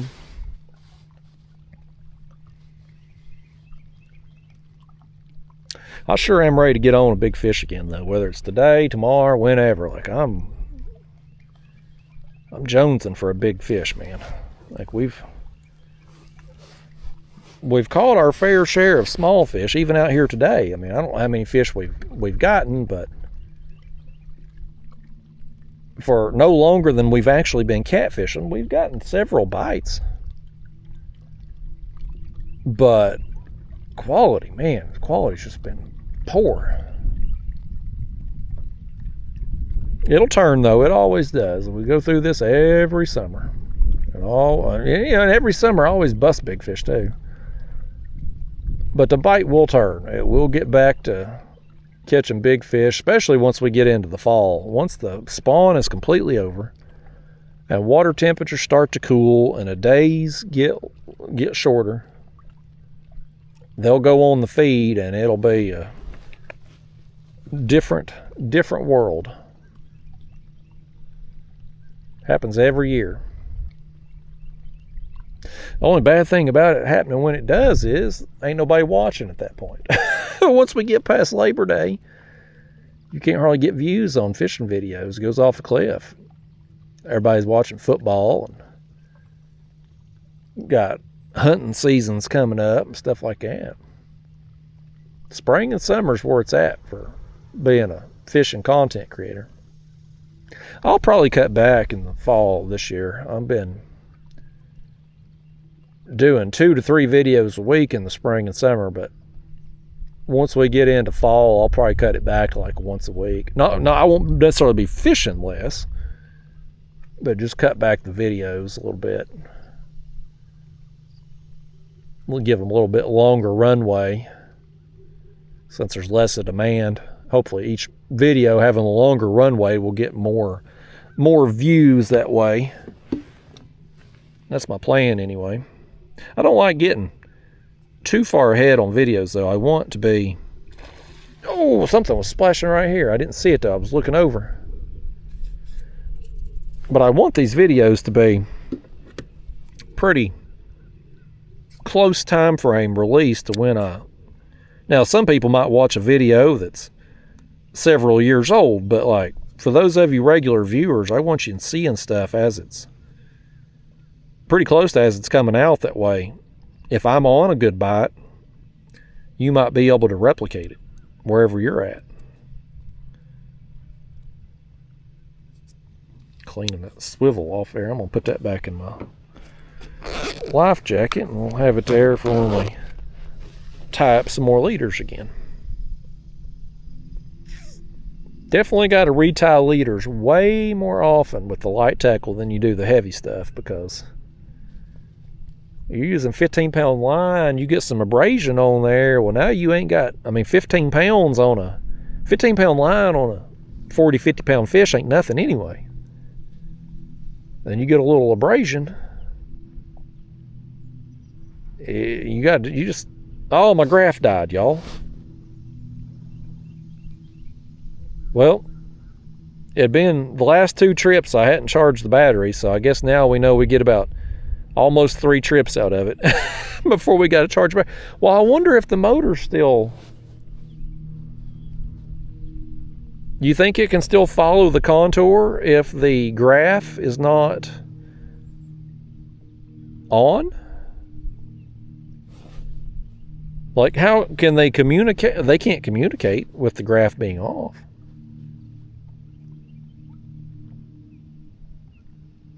Well, this is interesting. I guess we're about to learn something here, folks. I hadn't charged the battery because I wanted to kind of see how many trips I could get without having to charge, because that I knew that big of a screen, it's going to use more juice than my little 5-incher that I got on my Hobie Lynx.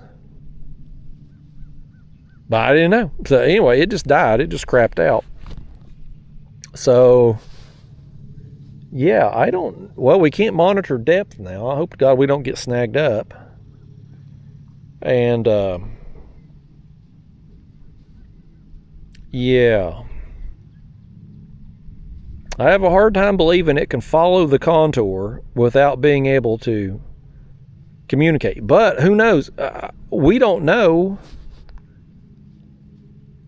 Maybe you know. I don't know. Is that thing communicating in real time? Or does the graph send a signal to the motor for the next 50 yards, 100 yards, a quarter mile? Like, who knows? Like, how much of that is stored in the motor versus stored on the graph? We're plotting the course on the graph, but once the course is plotted, does the motor still... I have no idea. But so far, it's still moving us. I can see the head making little adjustments up there. Does it take over and just like follow a straight line? I don't know. Because I mean, a lot of this stuff we can control with the remote or the phone app. Actually, you know what? Where, oh, my phone's in my pocket. Let's take a look at this. Because I do have the One Boat Network thing.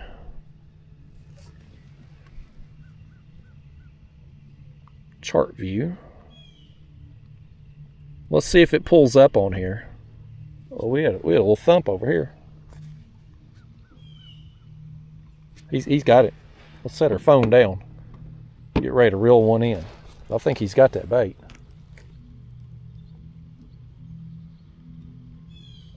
He wants it. Oh, eat it. Yeah, he got it in. He got it in. he didn't get it the first time, but sometimes these fish just got to learn the lesson the hard way. You try to teach these kids. Leave well enough alone, but he didn't do it. He wanted to come back for more, and it bit him. Or in this case, it hooked him.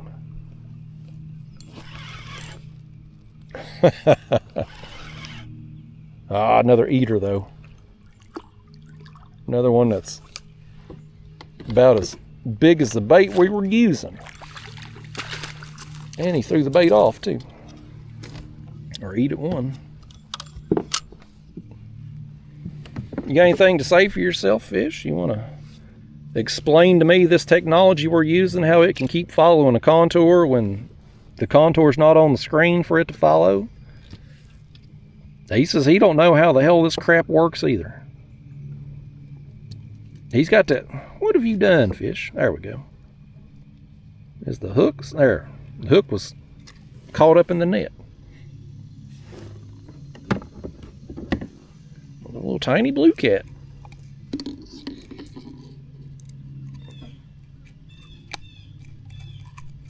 Okay. There it goes. We got another bite out of it anyway. Fling this dang nasty old slime off there. I'm going to get us another bait on, and I want to see, that may be, since we have that phone app, I bet you that might be how that thing is still following that contour without the graph on. Maybe anyway. We'll see here. That fish was rude. We were trying to learn something together, and he wanted to come up and try to steal a bait real fast while we were distracted. Very, very rude of that fish, but you know how them catfish are. They're like that. They're very selfish. The world revolves around them, not us. That's why we're out here, to try to catch them. Just try to teach them a life lesson. All right, let's send this back down. Hopefully we don't have a way to monitor our depth right now. I'm hoping it's pretty consistent. I think it is fairly consistent along this ledge. Okay.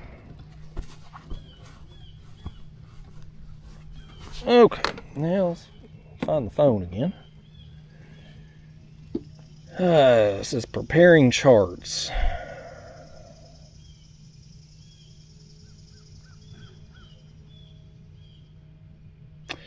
When I pull up the motor here, it still says follow contour. So maybe once it's set, maybe it's set for the length of that particular contour line.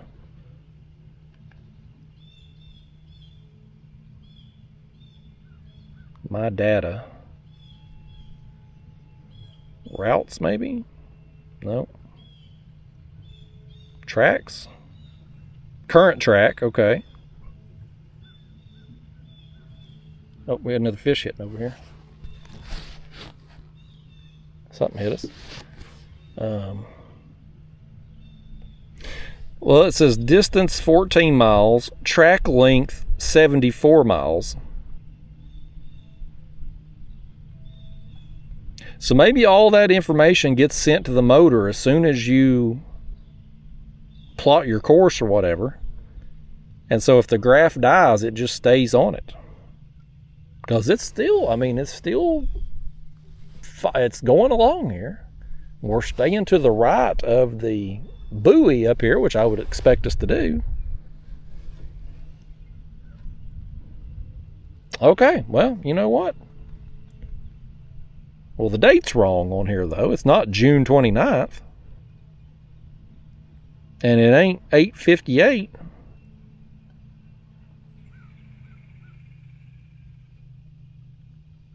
I wonder if this is...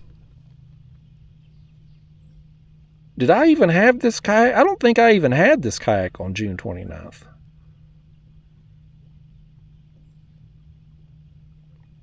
I don't know that I had this kayak then. Trying to think when I got it. They released it on the 7th. And I had like a week to get the videos done before it was coming out. Maybe I downloaded the app on the 29th. I don't even know what today is. It says current track, though. I have no idea. I don't know what any of this stuff means. I should probably research this stuff more. What's this group? Nothing. I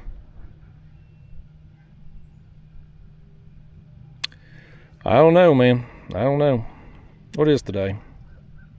Today's July 14th. So, I don't know. I don't know how to operate any of this crap. I watched a video to learn how to do the follow the contour thing. And how to set up the motor to, which that part was easy. I just plug in one end of the cord to the motor and one end of the graph, and it was automatically linked. But, yeah. I don't know. It's still following it along, though, so we're gonna roll with it. At least for a few more minutes. Let's fish our way up here to this buoy. Or maybe just past this buoy. Because there's two little pockets right here on the left. We'll work our way up there maybe, and well, that buoy will be right there in the middle. Right there between them, so we'll do it. And then we'll call it quits. See if we can bust another fish or two before we get there, and then I'm going to go throw the net and get us some bait for tomorrow. We get up here a little further, I may look back here in these two little pockets. Because there's a bird right here on top of that dock, and there's one over there sitting on a stump out in the water. There may be some bait there in them pockets.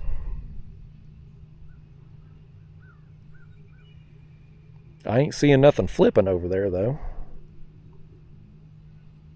When you ain't got live scope seeing in front of you under the water, you just got to use your eyes. Use signs from Mother Nature. And that's usually good enough.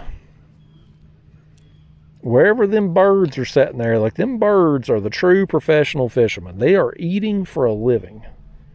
If they don't catch fish, they die. So when you see them set up in an area, hunched over the water like that, waiting for just the right moment to pounce and grab them something, they're there for a reason. Like, there's something there, or else they wouldn't be there. And the fact we got 2 birds right here, but I ain't seeing nothing flipping though. That other creek this morning, we were at least seeing some shad flipping. I'm definitely going to hit up though that one shoreline there where we had the 2 best throws. I'll definitely go back and work that area a little bit more thoroughly and see if we can get some more. If we could get, it'd really be nice if I could get enough for about 2 days of fishing, but we need at least enough for tomorrow. Depending on how tomorrow goes, I may go carp fishing this week. Up, up, up, up. There goes our head. Oh, he dropped it. Let's see if he'll come back. He wanted it. I ain't done nearly enough carp fishing this year. I just ain't. I wasn't doing no good on the trips I did go on. And then I got on a really good catfish bite there in the spring.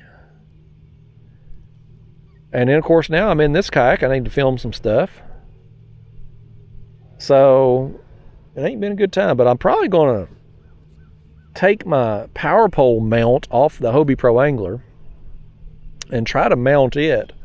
I want it to be the same thing, like behind the seat on each side. That way I can easily access them.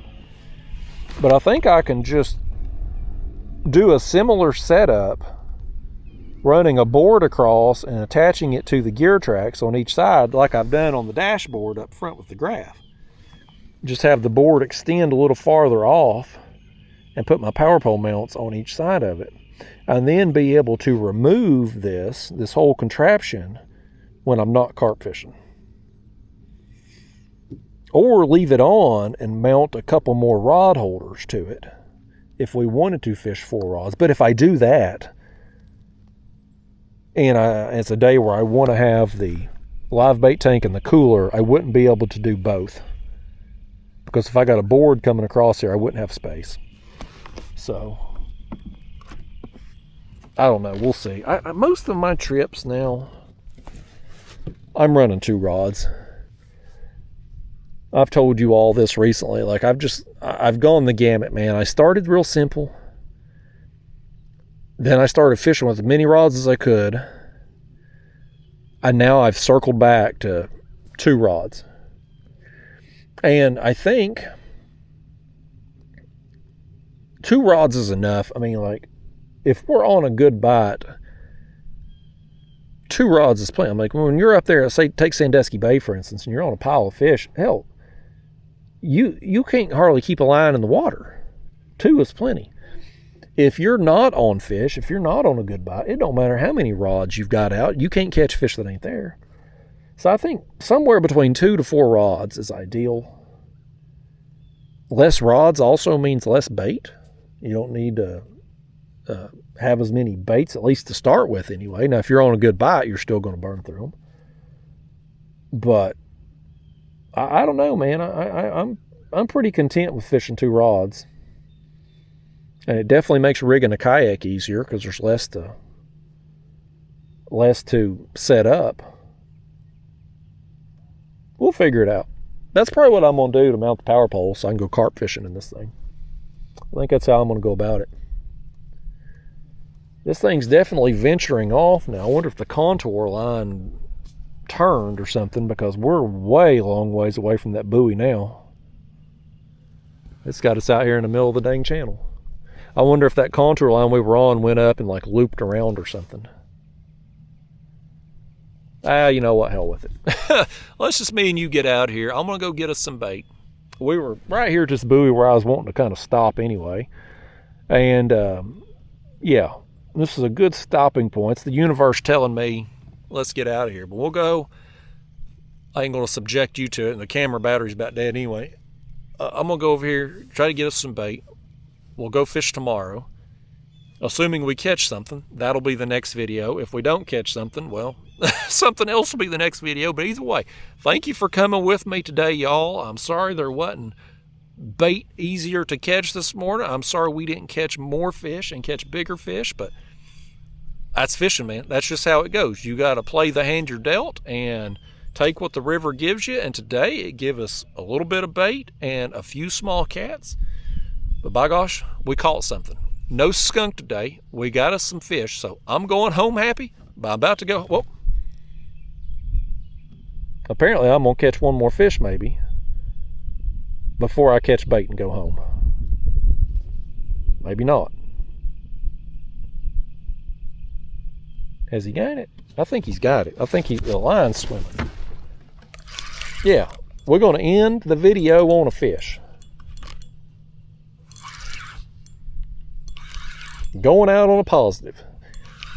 Going out on a high note, folks. I've ended the videos in worse ways. That's for sure. Just a little old thing. He wanted to make sure that bait didn't go to waste. Oh, he's hooked in the fin too. He ain't even hooked in the mouth. He got it right in the fin. Well, let's just go ahead and get you unhooked, sir. Just like so. And set that out of the way. We ain't even gonna have to lay hands on this fish. Go on. Just like that. Old quick release on that one. All right, folks. That is the end of the video for real this time. I'll see you in the next one.